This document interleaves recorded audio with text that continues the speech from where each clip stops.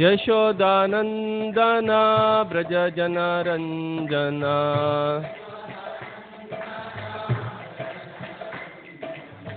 यशोदानंदन व्रज जनरंजन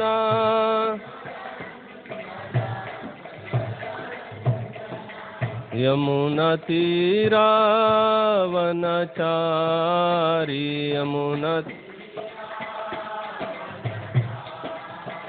यमुना तीरावनचारी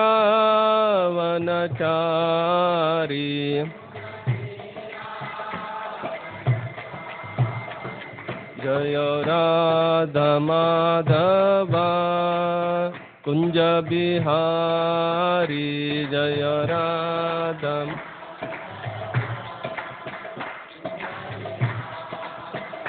जय राधा माधवा कुंज बिहारी जय राधा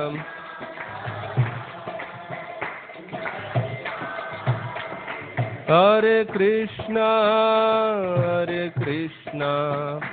कृष्ण कृष्ण हरे हरे हरे राम राम राम हरे हरे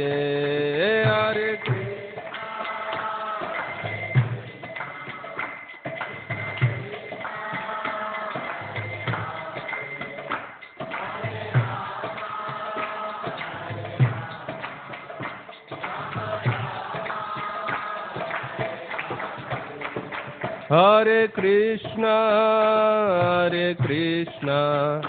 कृष्ण कृष्ण हरे हरे हरे राम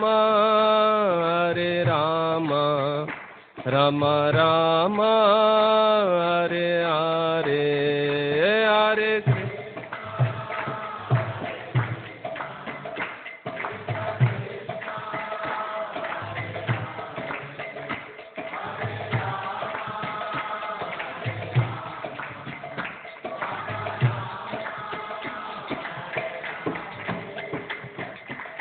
हरे कृष्णा कृष्ण कृष्ण हरे हरे हरे राम राम राम हरे हरे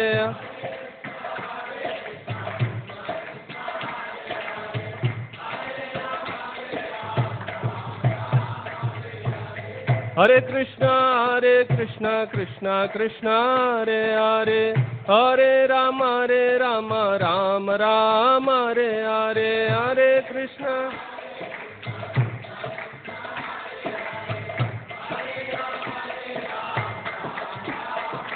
हरे कृष्णा कृष्ण कृष्ण हरे हरे हरे राम राम राम हरे हरे हरे कृष्ण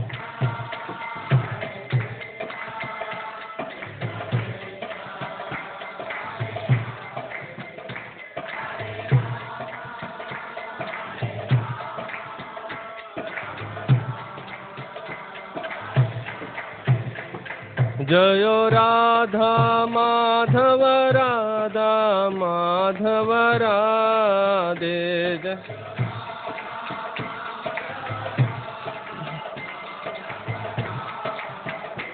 जय गौरानिताय गौरानिताय जय गौरानिताय जय गौरानिताय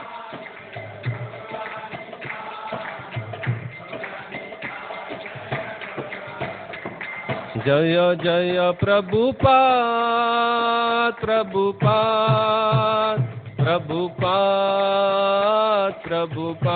जय जय प्रभुपाद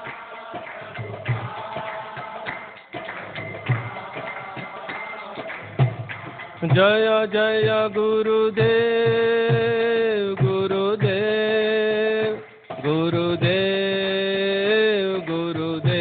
जय जय गुरुदेव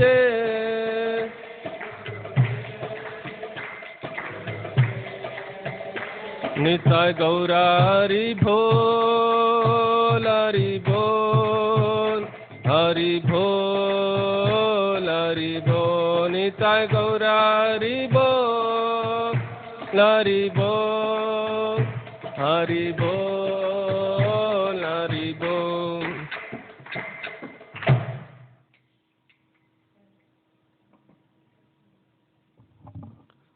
हरे कृष्ण। ओम नमो भगवते वासुदेवाय।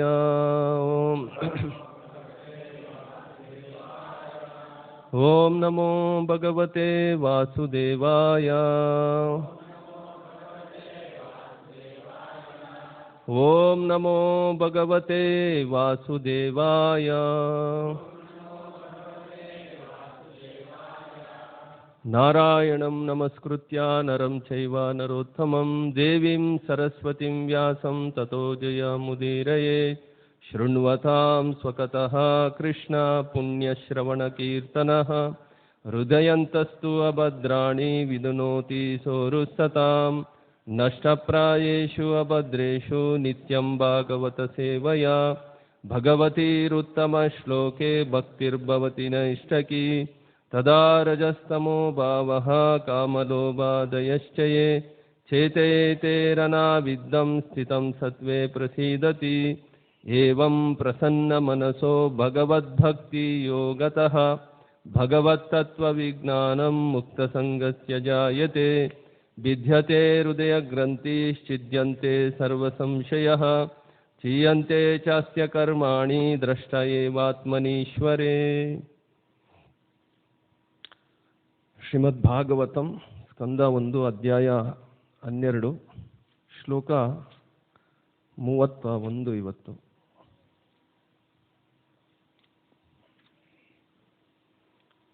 ಎಲ್ಲರೂ ಹೇಳಿ. ಸ ರಾಜಪುತ್ರೋ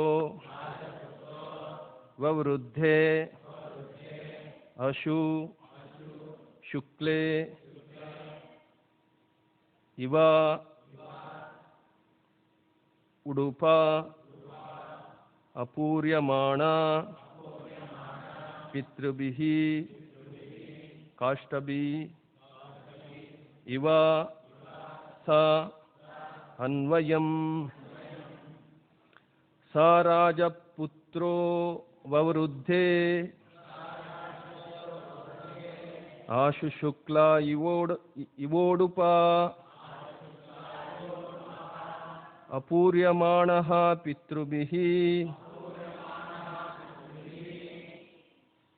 ಕಾಷ್ಟಭಿರೀವ ಸೋ ಅನ್ವಯಂ. ಸ ರಾಜಪುತ್ರೋ ವವೃದ್ಧೆ ಅಶು ಶುಕ್ಲ ಇವೋಡುಪಃ ಅಪೂರ್ಯಮಾಣಃ ಪಿತೃಭಿಃ ಕಾಷ್ಟಭಿರೀವ ಸೋ ಅನ್ವಯಂ.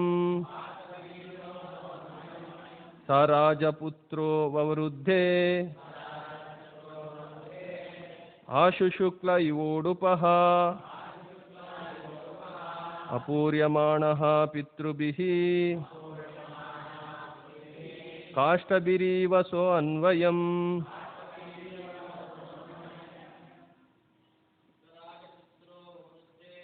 ಸ ರಾಜಪುತ್ರೋ ವವೃದ್ಧೆ ಆಶು ಶುಕ್ಲ ಇವೋಡುಪಃ ಅಪೂರ್ಯಮಾಣಃ ಪಿತೃಭಿಃ ಕಾಷ್ಟಭಿರೀವ ಸೋ ಅನ್ವಯಂ. ಸ ರಾಜಪುತ್ರೋ ವವೃದ್ಧೆ ಆಶು ಶುಕ್ಲ ಇವೋಡುಪಃ ಅಪೂರ್ಯಮಾಣಃ ಪಿತೃಭಿಃ ಕಾಷ್ಟಾಭಿರೀವ ಸೋ ಅನ್ವಯಂ. ರಾಜಪುತ್ರೋ ವವೃದ್ಧೆ ಆಶು ಶುಕ್ಲ ಇವೋಡುಪಃ ಅಪೂರ್ಯಮಾಣಃ ಪಿತೃಭಿಃ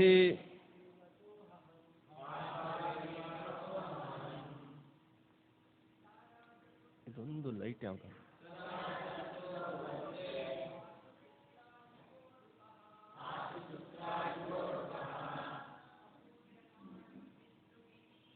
ಪೂರ್ಯಮಾಣಂ ಪಿತೃಭಿಃ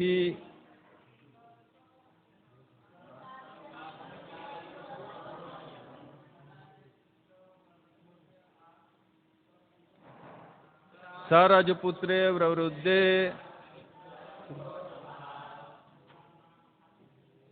ಅಪೂರ್ಯಮಾಣಃ ಪಿತೃಭಿಃ ಕಾಷ್ಟಭಿರೀವಸೋ ಅನ್ವಯಂ.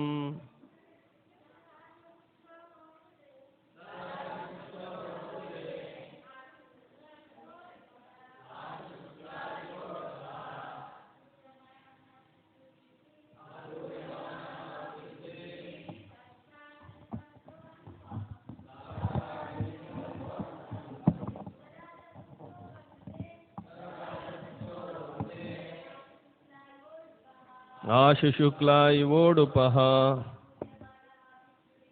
ಅಪೂರ್ಯಮಾಣಃ ಪಿತೃಭಿಃ ಕಾಷ್ಟಭಿರೀವಸೋ ಅನ್ವಯಂ. ಪದಪದಾರ್ಥ ಸ ಆ ರಾಜಪುತ್ರಃ ರಾಜಕುಮಾರನು, ವವೃದ್ಧೆ ಬೆಳೆದನು, ಆಶು ಬಹಳ ಬೇಗನೆ, ಶುಕ್ಲೆ ಶುಕ್ಲ ಪಕ್ಷದಲ್ಲಿ, ಇವ ಹಾಗೆ, ಉಡುಪಃ ಚಂದ್ರನ, ಅಪೂರ್ಯಮಾಣಃ ಬೇಕಾದದ್ದನ್ನೆಲ್ಲ ಒದಗಿಸಿದವನಾಗಿ, ಪಿತೃಭಿಃ ಪಿತೃವರ್ಗದ ಪೋಷಕರಿಂದ, ಕಾಷ್ಟಭಿಃ ಸಂಪೂರ್ಣ ಬೆಳವಣಿಗೆಯಿಂದ, ಇವ ಹಾಗೆ, ಸ ಅವನು, ಅನ್ವಯಂ ಪ್ರತಿದಿನವೂ. ಅನುವಾದ ಕೃಷ್ಣ ಕೃಪಾ ಮೂರ್ತಿ ಅಭಯ ಚರಣಾರವಿಂದ ಭಕ್ತಿವೇದಾಂತ ಸ್ವಾಮಿ ಶಿಲ ಪ್ರಭುಪಾದರಿಂದ. ಬರೀ ಇದರಲ್ಲಿ ಅನುವಾದ ಮಾತ್ರ ಇದೆ. ಎಲ್ಲರೂ ಹೇಳಿ. ಶುಕ್ಲ ಪಕ್ಷದ ಚಂದ್ರನು ದಿನೇ ದಿನೇ ವೃದ್ಧಿ ಹೊಂದುವಂತೆ ರಾಜಕುಮಾರನು ಪರೀಕ್ಷಿತನು ತಾತಂದಿರ ರಕ್ಷಣೆ ಮತ್ತು ಪೂರ್ಣ ಸೌಕರ್ಯಗಳನ್ನು ಪಡೆದು ಬೇಗನೆ ಸಮೃದ್ಧನಾಗಿ ಬೆಳೆದನು.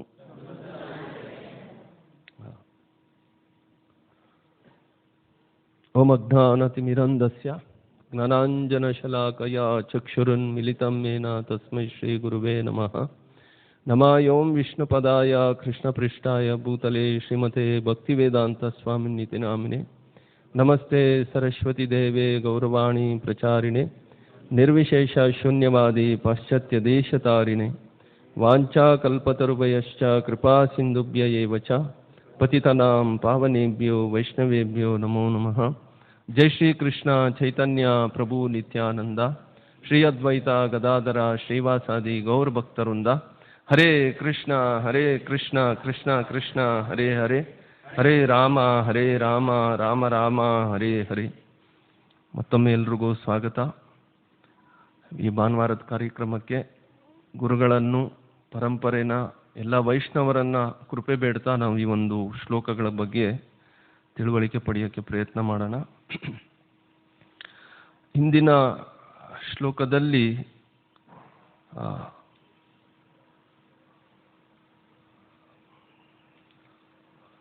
ಪರೀಕ್ಷಿತ್ ಮಹಾರಾಜರು ಯಾವ ಥರ ಪೂರ್ಣವಾಗಿ ಭಗವಂತನ ಧ್ಯಾನದಲ್ಲಿ ಯಾವಾಗಲೂ ತಲ್ಲೀನರಾಗಿದ್ದರು ಅನ್ನೋದು ಒಂದು ವಿಚಾರ ನಮಗೆ ತಿಳುವಳಿಕೆ ಕೊಟ್ಟರು. ಯಾಕೆಂದರೆ ತಾಯಿ ಗರ್ಭದಲ್ಲಿರಬೇಕಂದ್ರೇ ಪರೀಕ್ಷಿತ್ ಮಹಾರಾಜರು ಭಗವಂತನನ್ನು ಸಾಕ್ಷಾತ್ತಾಗಿ ದರ್ಶನ ಮಾಡ್ತಾರೆ. ಅವರ ಅಶ್ವತ್ಥಾಮ ಪ್ರಯೋಗ ಮಾಡಿರುವಂಥ ಬ್ರಹ್ಮಾಸ್ತ್ರದಿಂದ ರಕ್ಷಣೆ ಮಾಡೋದಕ್ಕಾಗಿ ಭಗವಂತ ತಾಯಿ ಗರ್ಭನ ಅಂದರೆ ಉತ್ತರೆಯ ಗರ್ಭನ ಪ್ರವೇಶ ಮಾಡಿ ಈ ಪರೀಕ್ಷಿತನಿಗೆ ರಕ್ಷಣೆ ಕೊಟ್ಟರು.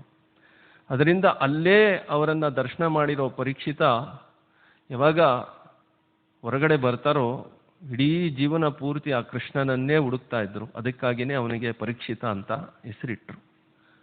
ಈ ಪ್ರಕಾರವಾಗಿ ಪರೀಕ್ಷಿತ್ ಮಹಾರಾಜರು ಯಾವಾಗಲೂ ಭಗವಂತನ ಧ್ಯಾನದಲ್ಲಿ ಮಗ್ನರಾಗಿದ್ದರು. ಅದು ವಿಶೇಷ ಆಗಿರೋದು ನಾರದ ಮುನಿಗಳದು, ವಿಶೇಷ ಆಗಿರೋದು ಭಗವಂತಂದು ಕೃಪೆಯಿಂದ. ಇದು ಎಲ್ರಿಗೆ ಸಿಗುತ್ತಾ ಈ ಒಂದು ಭಾಗ್ಯ ಅಂದರೆ ಖಂಡಿತವಾಗ್ಲೂ ಇದು ಎಲ್ರಿಗೆ ಸಿಗೋದಿಲ್ಲ. ಇದು ವಿಶೇಷ ಆಗಿ ಭಗವಂತ ಪರೀಕ್ಷಿತ್ ಮಹಾರಾಜರಿಗೆ ಕೃಪೆ ಕೊಟ್ಟರು. ಆದರೆ ಇಲ್ಲಿ ಪ್ರಭುಪಾದರು ನಮ್ಗೇನು ತಿಳುವಳಿಕೆ ಕೊಟ್ಟರು, ನಾವು ಕೂಡ ನಮ್ಮ ಜೀವನದಲ್ಲಿ ಯಾವಾಗಲೂ ಭಗವಂತನ ಸ್ಮರಣೆಯಲ್ಲಿ ನಾವು ಯಾವಾಗಲೂ ಇರಬೇಕು. ಅದೇ ನಮ್ಮ ನಿಜವಾದ ಒಳಿತು. ಆದರೆ ಇದು ಯಾವಾಗ ಸಿಗುತ್ತೋ, ಇವಾಗ ಸಿಕ್ಕಿದೆ ನಮಗೆ, ಈಗಿಂದ ನಾವು ಅದನ್ನೇನು ಮಾಡಬೇಕು, ತುಂಬ ಚೆನ್ನಾಗಿ ಆ ಒಂದು ಭಗವಂತನ ಅನುಗ್ರಹ ಪಡ್ಕೋಬೇಕು. ಆದರೆ ಬಾಲ್ಯದಿಂದನೇ ಮಕ್ಕಳಿಗೆ ನಾವು ಭಗವಂತನ ಪ್ರಜ್ಞೆ ಕೊಡೋದು ಎಷ್ಟು ಮುಖ್ಯ ಆಗಿದೆ. ಮತ್ತು ಅದನ್ನು ಖುದ್ದಾಗಿ ಶ್ರೀಲ ಪ್ರಭುಪಾದರು ಅವರ ಜೀವನದಲ್ಲಿ ಅವ್ರ ತಂದೆಯವರು ಯಾವ ಥರ ಅವರಿಗೆ ಆ ಸಣ್ಣ ವಯಸ್ಸಲ್ಲೇ ಆ ರಾಧಾ ಮತ್ತು ಕೃಷ್ಣರ ವಿಗ್ರಹಗಳನ್ನು ಕೊಟ್ಟು ಅವರಿಗೆ ಪೂಜೆ ಮಾಡೋದಕ್ಕೆ ಪ್ರಾರಂಭಿಸಿದ್ರು. ಮತ್ತು ಗೋವಿಂದಜಿ ದೇವಸ್ಥಾನ ಅವರು ಮನೆ ಎದುರುಗಡೆನೇ ಇತ್ತು, ಅಲ್ಲಿಗೆ ಹೋಗ್ತಾ ಇದ್ರು. ಅದನ್ನೇ ನೋಡಿ ಪ್ರಭುಪಾದರು ಪ್ರತಿದಿನ ಅವರು ಸಣ್ಣ ವಯಸ್ಸಲ್ಲಿ ಆ ರಾಧಾಕೃಷ್ಣನಿಗೆ ಪೂಜೆ ಸಲ್ಲಿಸ್ತಾ ಇದ್ರು. ಆದರೆ ಕಾಲಕ್ರಮೇಣದಲ್ಲಿ ಏನಾಯಿತು, ಅವರು ವಿದ್ಯಾಭ್ಯಾಸ ಹಾಗೆ ಹೀಗೆ ಅಂತ ಅವರು ಸ್ವಲ್ಪ ಸಮಯ ಬಿಟ್ಟರು. ಆದರೆ ಮತ್ತೆ ಗುರುಗಳ ಕೃಪೆಯಿಂದ ಯಾವಾಗ ಭಗವಂತನ ವಿಚಾರ ತಗೊಂಡ್ರು, ಮತ್ತೆ ಅದೇ ರಾಧಾಕೃಷ್ಣರ ವಿಗ್ರಹಗಳನ್ನಿಟ್ಟು ಮತ್ತೆ ಅವರು ಸೇವೆ ಮಾಡೋದಕ್ಕೆ ಶುರು ಮಾಡಿದ್ರು. ಮತ್ತೆ ಅವರು ಎಲ್ಲಿವರೆಗೂ ಸನ್ಯಾಸ ತಗೋತಾರೋ ಅಲ್ಲಿವರೆಗೂ ಆ ವಿಗ್ರಹಗಳನ್ನು ಅವರು ಪ್ರತಿದಿನ ಪೂಜೆ ಮಾಡ್ತಾ ಇದ್ರು. ಮತ್ತೆ ಪ್ರತಿದಿನ ಗುರುಗಳು ಏನು ಹೇಳ್ತಾ ಇದ್ರು ಅದನ್ನು ಅವರು ಜಪ ಮಾಡ್ತಾ ಇದ್ರು. ಇದು ಒಬ್ಬ ವ್ಯಕ್ತಿಗೆ ಬಾಲ್ಯದಲ್ಲಿ ಭಗವಂತನ ಪ್ರಜ್ಞೆ ಕೊಟ್ಟರೆ ಅವನ ಜೀವನದಲ್ಲಿ ಎಂಥ ಒಂದು ಅದ್ಭುತ ಪರಿಣಾಮ ಬೀರುತ್ತೆ ಅನ್ನೋ ವಿಚಾರಗಳನ್ನು ಶ್ರೀಲ ಪ್ರಭುಪಾದರು ಇಂದಿನ ಒಂದು ಶ್ಲೋಕದಲ್ಲಿ ನಮಗೆ ತಿಳುವಳಿಕೆ ಕೊಟ್ಟಿದ್ದಾರೆ. ಅದೇ ವಿಚಾರನ ತಿಳುವಳಿಕೆ ಕೊಡ್ತಾ ಪ್ರಹ್ಲಾದ್ ಮಹಾರಾಜರದು ವಿಚಾರ ಹೇಳಿದ್ರು. ಕೌಮಾರಂ ಆಚಾರ್ಯತ್ ಪ್ರಜ್ಞೋ ಧರ್ಮಾನ್ ಭಾಗವತನಿಗ. ಪ್ರಹ್ಲಾದ್ ಮಹಾರಾಜರು ಕೂಡ ಏನು ಹೇಳ್ತಾರಪ್ಪ ಅಂದರೆ, ಬಾಲ್ಯದಲ್ಲೇ ನಾವು ಭಗವಂತನ ಸೇವೆಯಲ್ಲಿ ಮಕ್ಕಳನ್ನು ತೊಡಗಿಸ್ಬೇಕು. ಅದು ಮಾತ್ರನೇ ಅವರಿಗೆ ನಿಜವಾಗ್ಲೂ ಸಂಸ್ಕಾರನ ತಂದು ಕೊಡೋಕ್ಕಾಗುತ್ತೆ. ಆದರೆ ಇವತ್ತಿನ ದಿನ ನಾವು ಅದರ ಕಡೆ ಯಾರೂ ಅಷ್ಟೊಂದು ಗಮನ ಕೊಡ್ತಾ ಇಲ್ಲ. ನಮ್ಮದೇ ಆಗಿರೋದು ಬೇರೆ ಬೇರೆ ಚಿಂತನೆಗಳಲ್ಲಿ ನಾವು ಜೀವನ ನಡೆಸ್ತಾ ಇದ್ವಿ. ಅದರಿಂದ ಏನಿವತ್ತು ಸಮಾಜ ಇದೆಯೋ, ಸಮಾಜದಲ್ಲಿ ನಿಜವಾಗ್ಲೂ ಒಳ್ಳೆ ಮಕ್ಕಳು, ಒಳ್ಳೆ ಪ್ರಜೆಗಳು ಸೃಷ್ಟಿ ಆಗ್ತಾ ಇಲ್ಲ. ಅನಗತ್ಯ ಆಗಿರೋದು ತೊಂದರೆಗಳು, ಸಮಸ್ಯೆಗಳು, ಮನೆಗಳಲ್ಲಿ ಮಕ್ಕಳದೇ ಒಂದು ದೊಡ್ಡ ಸಮಸ್ಯೆ ಆಗಿ ನಿಂತಿದೆ ಎಲ್ರಿಗೂ ಕೂಡ. ಅದರಿಂದ ಇದೆಲ್ಲನೂ ಕೂಡ ಶ್ರೀಲ ಪ್ರಭುಪಾದರು ತುಂಬ ವಿಸ್ತಾರವಾಗಿ ಇಂದಿನ ಶ್ಲೋಕದಲ್ಲಿ ತಿಳುವಳಿಕೆ ಕೊಟ್ಟಿದ್ದಾರೆ. ಅದಾದಮೇಲೆ ಈ ಒಂದು ಶ್ಲೋಕದಲ್ಲಿ ಬರೀ ಅನುವಾದ ಮಾತ್ರ ಇದೆ. ಅದಾದ ಮೇಲೆ 2-3 ಇನ್ನೂ ಒಂದು 32 ಮತ್ತು 33ನೇ ಶ್ಲೋಕಗಳನ್ನು ನಾವು ಇವತ್ತು ಚರ್ಚೆ ಮಾಡೋದಕ್ಕೆ ಪ್ರಯತ್ನ ಮಾಡೋಣ. ಇಲ್ಲಿ ಅದೇ ಪರೀಕ್ಷಿತ್ ಮಹಾರಾಜರು ಹಿರಿಯರ ಸಂರಕ್ಷಣೆಯಲ್ಲಿ ಯಾವ ಥರ ಇಲ್ಲಿ ಬೆಳೀತಾ ಇದ್ದಾರೆ ಅನ್ನೋದು ವಿಚಾರನ ಇಲ್ಲಿ ಸುತ ಗೋಸ್ವಾಮಿಗಳು ತಿಳುವಳಿಕೆ ಕೊಡ್ತಾ ಇದ್ದಾರೆ. ಯಾವ ಥರ ಒಂದು ಶುಕ್ಲ ಪಕ್ಷದಲ್ಲಿ ಚಂದ್ರ ಏನು ಮಾಡ್ತಾನೆ, ವೃದ್ಧಿ ಆಗ್ತಾ ಹೋಗ್ತಾನೆ. ಅಮಾವಾಸ್ಯೆಯಿಂದ ಅಮಾವಾಸ್ಯೆ ಆದಮೇಲೆ ಶುಕ್ಲ ಪಕ್ಷ ಯಾವಾಗ ಶುರುವಾಗುತ್ತೋ ಆವಾಗ ಚಂದ್ರ ಏನಾಗುತ್ತೆ, ದಿನೇ ದಿನೇ ದಿನೇ ವೃದ್ಧಿಯಾಗಿ ಮತ್ತೆ ಹುಣ್ಣಿಮೆ ಪ್ರಾಪ್ತಿ ಆಗುತ್ತೆ. ಅದೇ ಪ್ರಕಾರವಾಗಿ ಇಲ್ಲಿ ಒಂದು ಉದಾಹರಣೆ ಇಟ್ಟರು. ಪರೀಕ್ಷಿತ್ ಮಹಾರಾಜರು ಅವರ ಹಿರಿಯರ ಒಂದು ರಕ್ಷಣೆಯಲ್ಲಿ ಅವರು ಆ ಥರ ಸಮೃದ್ಧವಾಗಿ ಬೆಳೀತಾ ಹೋದರು. ಎಲ್ಲದರಲ್ಲಿ ಸಮೃದ್ಧಿಯಿಂದ ಅವ್ರಿಗೆ ಪ್ರಾಪ್ತಿ ಆಯಿತು. ಅದು ಭಗವಂತನ ವಿಚಾರದಲ್ಲಿರ್ಬೋದು, ಭೌತಿಕವಾಗಿರ್ಬೋದು, ಆಧ್ಯಾತ್ಮಿಕವಾಗಿರ್ಬೋದು, ಎಲ್ಲ ಥರ ಅವರಿಗೆ ಜೀವನದಲ್ಲಿ ಏನು ಬೇಕೋ ಅದನ್ನು ಆ ಹಿರಿಯರು ರಕ್ಷಣೆ ಕೊಟ್ಟರು ಅನ್ನೋದು ವಿಚಾರ ಇಲ್ಲಿ ನಮಗೆ ತಿಳುವಳಿಕೆ ಕೊಟ್ಟರು. ಅದಾದ ಮೇಲೆ 32ನೇದು ಶ್ಲೋಕದಲ್ಲಿ ಯಕ್ಷಮಾಣೋ ಮೇಧಾನ್ ಜ್ಞಾತ್ರಿದ್ರೋಹ ಜಿಯಾಯಾಸಯ ರಾಜಲಬ್ಧನೋ ದದ್ಯೋ ನನ್ಯತ್ರ ಕರದಂಡಯೋ. ಈ ಒಂದು ಅನುವಾದದಲ್ಲಿ ಎಲ್ಲರೂ ಹೇಳಿ, ಈ ಸಮಯದಲ್ಲಿಯೇ ರಾಜ ಯುಧಿಷ್ಠಿರನು ತನ್ನ ದಾಯಾದಿಗಳೊಂದಿಗೆ ಮಾಡಿದ ಯುದ್ಧದ ಪಾಪವನ್ನು ಕಳೆದುಕೊಳ್ಳುವುದಕ್ಕಾಗಿ ಅಶ್ವಮೇಧ ಯಾಗವೊಂದನ್ನು ಆಚರಿಸಬೇಕೆಂದು ಆಲೋಚಿಸಿದನು. ತೆರಿಗೆ ಮತ್ತು ದಂಡ ಸಂಗ್ರಹವನ್ನು ಬಿಟ್ಟರೆ ಹೆಚ್ಚು ಹಣವಿಲ್ಲದಿದ್ದುದರಿಂದ ದ್ರವ್ಯ ಗಳಿಕೆಗಾಗಿ ಉತ್ಸುಕನಾದನು. ಇನ್ನೊಂದ್ಸಲಿ ಅನುವಾದ ಓದ್ತೀನಿ, ಎಲ್ಲರೂ ಕೇಳಿಸ್ಕೊಳ್ಳಿ. ಈ ಸಮಯದಲ್ಲೇ ರಾಜ ಯುಧಿಷ್ಠಿರನು ತನ್ನ ದಾಯಾದಿಗಳೊಂದಿಗೆ ಮಾಡಿದ ಯುದ್ಧದ ಪಾಪವನ್ನು ಕಳೆದುಕೊಳ್ಳುವುದಕ್ಕಾಗಿ ಅಶ್ವಮೇಧ ಯಾಗವೊಂದನ್ನು ಆಚರಿಸಬೇಕೆಂದು ಆಲೋಚಿಸಿದನು. ತೆರಿಗೆ ಮತ್ತು ದಂಡ ಸಂಗ್ರಹವನ್ನು ಬಿಟ್ಟರೆ ಹೆಚ್ಚು ಹಣವಿಲ್ಲದಿದ್ದುದರಿಂದ ದ್ರವ್ಯ ಗಳಿಕೆಗಾಗಿ ಉತ್ಸುಕನಾದನು. ಭಾವಾರ್ಥದಲ್ಲಿ ಪ್ರಭುಪಾದರು ಈ ಪ್ರಕಾರವಾಗಿ ನಮಗೆ ತಿಳುವಳಿಕೆ ಕೊಡ್ತಾ ಇದ್ದಾರೆ. ರಾಜ್ಯದಿಂದ ಸಹಾಯ ದ್ರವ್ಯವನ್ನು ಪಡೆಯುವ ಹಕ್ಕನ್ನು ಬ್ರಾಹ್ಮಣರು ಮತ್ತು ವಿಪ್ರರು ಹೇಗೆ ಹೊಂದಿದ್ದರೋ, ರಾಜ್ಯಾಧಿಪತಿಯು ಪ್ರಜೆಗಳಿಂದ ತೆರಿಗೆ ಮತ್ತು ದಂಡಗಳನ್ನು ವಸೂಲಿ ಮಾಡುವ ಅಧಿಕಾರ ಪಡೆದಿದ್ದನು. ಕುರುಕ್ಷೇತ್ರ ಯುದ್ಧವಾದ ನಂತರ ರಾಜ್ಯ ಬೊಕ್ಕಸವು ಬರಿದಾಗಿ ಬಿಟ್ಟಿತ್ತು. ತೆರಿಗೆ ಮತ್ತು ದಂಡಗಳ ವಸೂಲಿ ಹಣವಿಲ್ಲದೆ ಬೇರೆ ಯಾವ ಹೆಚ್ಚುವರಿ ಹಣವಿರಲಿಲ್ಲ. ಅಂತಹ ಹಣವು ರಾಜ್ಯದ ಅವ್ಯಯಗಳಿಗಷ್ಟೇ ಸಾಕಾಗಿತ್ತು. ಹೆಚ್ಚು ಹಣವಿಲ್ಲದಿದ್ದುದರಿಂದ ರಾಜನು ಅಶ್ವಮೇಧ ಯಾಗವನ್ನು ಆಚರಿಸಲು ಬೇರೆ ಮಾರ್ಗದಿಂದ ದ್ರವ್ಯ ಸಂಪಾದಿಸಲು ಆತುರನಾಗಿದ್ದನು. ಮಹಾರಾಜ ಯುಧಿಷ್ಠಿರನು ಭೀಷ್ಮಾಚಾರ್ಯರ ಉಪದೇಶದ ಮೇರೆಗೆ ಈ ಯಾಗವನ್ನು ಆಚರಿಸಲು ಇಚ್ಛಿಸಿದನು. ಅದಾದ್ಮೇಲೆ ಇಲ್ಲಿ ಏನು ನಮಗೆ ಸೂತ ಗೋಸ್ವಾಮಿಗಳು ತಿಳುವಳಿಕೆ ಕೊಡ್ತಾ ಇದ್ದಾರೆ, ರಾಜ ಯುಧಿಷ್ಠಿರ್ ಮಹಾರಾಜರು ಇವಾಗ ದೊಡ್ಡ ಮಹಾಭಾರತ ಯುದ್ಧ ಆಗೋಯ್ತು. ಆ ಯುದ್ಧದಿಂದ ಅವರಿಗೆ ಪಾಪ ಪ್ರಜ್ಞೆ ಇದೆ. ಆ ಪಾಪ ಪ್ರಜ್ಞೆಯಿಂದ ಬಿಡುಗಡೆ ಪಡಿಬೇಕು ಅಂತ ಭೀಷ್ಮಾಚಾರ್ಯರು ಯಜ್ಞ ಆಚರಣೆ ಮಾಡೋದಕ್ಕೆ ಅವರಿಗೆ ತಿಳುವಳಿಕೆ ಕೊಟ್ಟಿದ್ದಾರೆ. ಆ ಯಜ್ಞನ ಆಚರಣೆ ಮಾಡಬೇಕು ಅಂದರೆ ಅದರಲ್ಲೂ ವಿಶೇಷವಾಗಿ ಅಶ್ವಮೇಧ ಯಜ್ಞನ ಆಚರಣೆ ಮಾಡಬೇಕಾಗಿತ್ತು. ಆ ಯಜ್ಞ ಆಚರಣೆ ಮಾಡಬೇಕಂದ್ರೆ ಅವರಿಗೆ ಅಪಾರ ಆಗಿರೋದು ಹಣ ಬೇಕು. ಆದರೆ ಇಲ್ಲಿ ಯುದ್ಧ ನಡೆದೋಗಿದೆ. ಯುದ್ಧ ನಡೆದರೆ ನಿಮ್ಗೆಲ್ರಿಗೆ ಗೊತ್ತಿರುತ್ತೆ ಯಾವ ಥರ ಹಣ ಖರ್ಚಾಗತ್ತೆ ಮತ್ತು ಅದೆಲ್ಲನೂ ಕೂಡ ನಷ್ಟ ಹೊಂದುತ್ತೆ ಅಂತ. ಆ ಪ್ರಕಾರವಾಗಿ ಇಲ್ಲಿ ಹಣ ಅವರಲ್ಲಿ ಇರಲಿಲ್ಲ. ಏನು ಹಣ ಬರ್ತಾ ಇತ್ತು ಅದು ತೆರಿಗೆ ಇರ್ಬೋದು, ಬೇರೆ ಇನ್ಯಾವುದರಿಂದನೋ ಏನು ಹಣ ಬರ್ತಾ ಇತ್ತು ಅದು ಬರೀ ಅವರ ಒಂದು ವ್ಯವಸ್ಥೆಗಳನ್ನು ಸರಿದೂಗಿಸೋದಕ್ಕೆ ಎಷ್ಟು ಬೇಕೋ ಅಷ್ಟೇ ಆ ಹಣ ಇತ್ತು. ಆದರೆ ಬೇರೆ ಇನ್ಯಾವುದೇ ಕಾರ್ಯಗಳನ್ನು ಮಾಡೋದಕ್ಕೆ ಹಣ ಇರಲಿಲ್ಲ. ಅದರಿಂದ ಯುಧಿಷ್ಠಿರ್ ಮಹಾರಾಜರು ಇವಾಗ ಹಣ ಗಳಿಸೋದಕ್ಕಾಗಿ ಉತ್ಸಾಹ ತೋರಿಸ್ತಾ ಇದ್ದಾರೆ. ಅವರಿಗೆ ಹಣ ಬೇಕು. ಯಾಕೆ? ಉದ್ದೇಶ ಏನು? ಅಶ್ವಮೇಧ ಯಜ್ಞ ಆಚರಣೆ ಮಾಡಬೇಕಾಗಿತ್ತು. ಅದಕ್ಕೆ ಇಲ್ಲಿ ಪ್ರಭುಪಾದರು ತುಂಬ ಚೆನ್ನಾಗಿ ಭಾವಾರ್ಥದಲ್ಲಿ ನಮಗೇನು ತಿಳುವಳಿಕೆ ಕೊಡ್ತಾ ಇದ್ದಾರೆ, ಹಣನ ಅಂದರೆ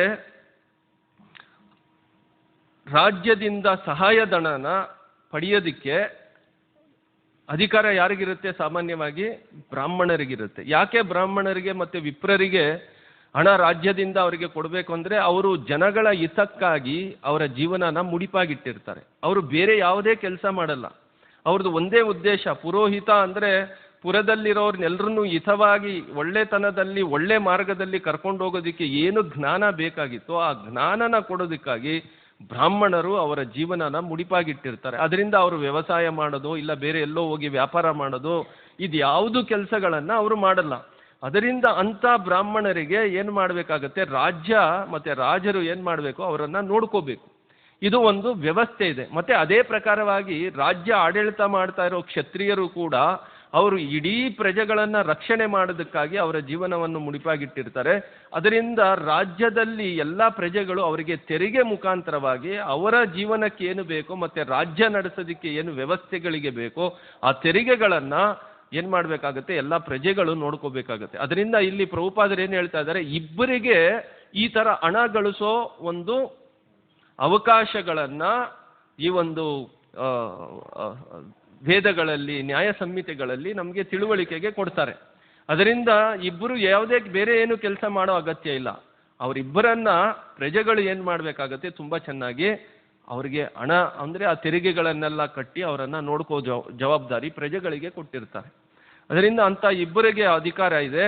ಆದರೆ ಇಲ್ಲೇನಾಗಿದೆ ಅಂದರೆ ಇಲ್ಲಿ ತೆರಿಗೆ ಮತ್ತು ದಂಡ ವಸೂಲಿ ಮಾಡ್ತಾ ಇದ್ದಾರೆ. ಆದರೆ ಅದು ಬರೀ ಆ ರಾಜ್ಯನ ಸದ್ಯಕ್ಕೆ ನಡೆಸೋಷ್ಟು ಎಷ್ಟು ಬೇಕೋ ಅಷ್ಟೇ ಇದೆ. ಆದರೆ ಅಶ್ವಮೇಧ ಯಜ್ಞ ಮಾಡೋಷ್ಟು ಹಣ ಇವತ್ತು ಅವರ ಹತ್ರ ಇಲ್ಲ. ಇದಕ್ಕೆ ಏನು ಮಾಡಬೇಕು, ಯಾವ ಥರ ವಿಚಾರ ಮಾಡಬೇಕು ಅಂತ ಭೀಷ್ಮಾಚಾರ್ಯರು ವಿಶೇಷವಾಗಿ ಅವರ ಒಂದು ಯಾವಾಗ ಶರಶಯದಲ್ಲಿ ಮಲಗಿರ್ತಾರಲ್ವ ಅವಾಗ ರಾಜ ಆಗಿರೋನು ಒಬ್ಬ ವ್ಯಕ್ತಿ ಏನೆಲ್ಲ ಮಾಡಬೇಕು, ಯಾವ ಥರ ನಡ್ಕೋಬೇಕು ಮತ್ತು ಹೆಂಗೆ ಅವನು ಹಣನ ಗಳಿಸ್ಬೇಕು ಅನ್ನೋದು ವಿಚಾರಗಳನ್ನು ಕೂಡ ತುಂಬ ಚೆನ್ನಾಗಿ ಅಲ್ಲಿ ತಿಳುವಳಿಕೆ ಕೊಡ್ತಾ ಹೋಗ್ತಾರೆ.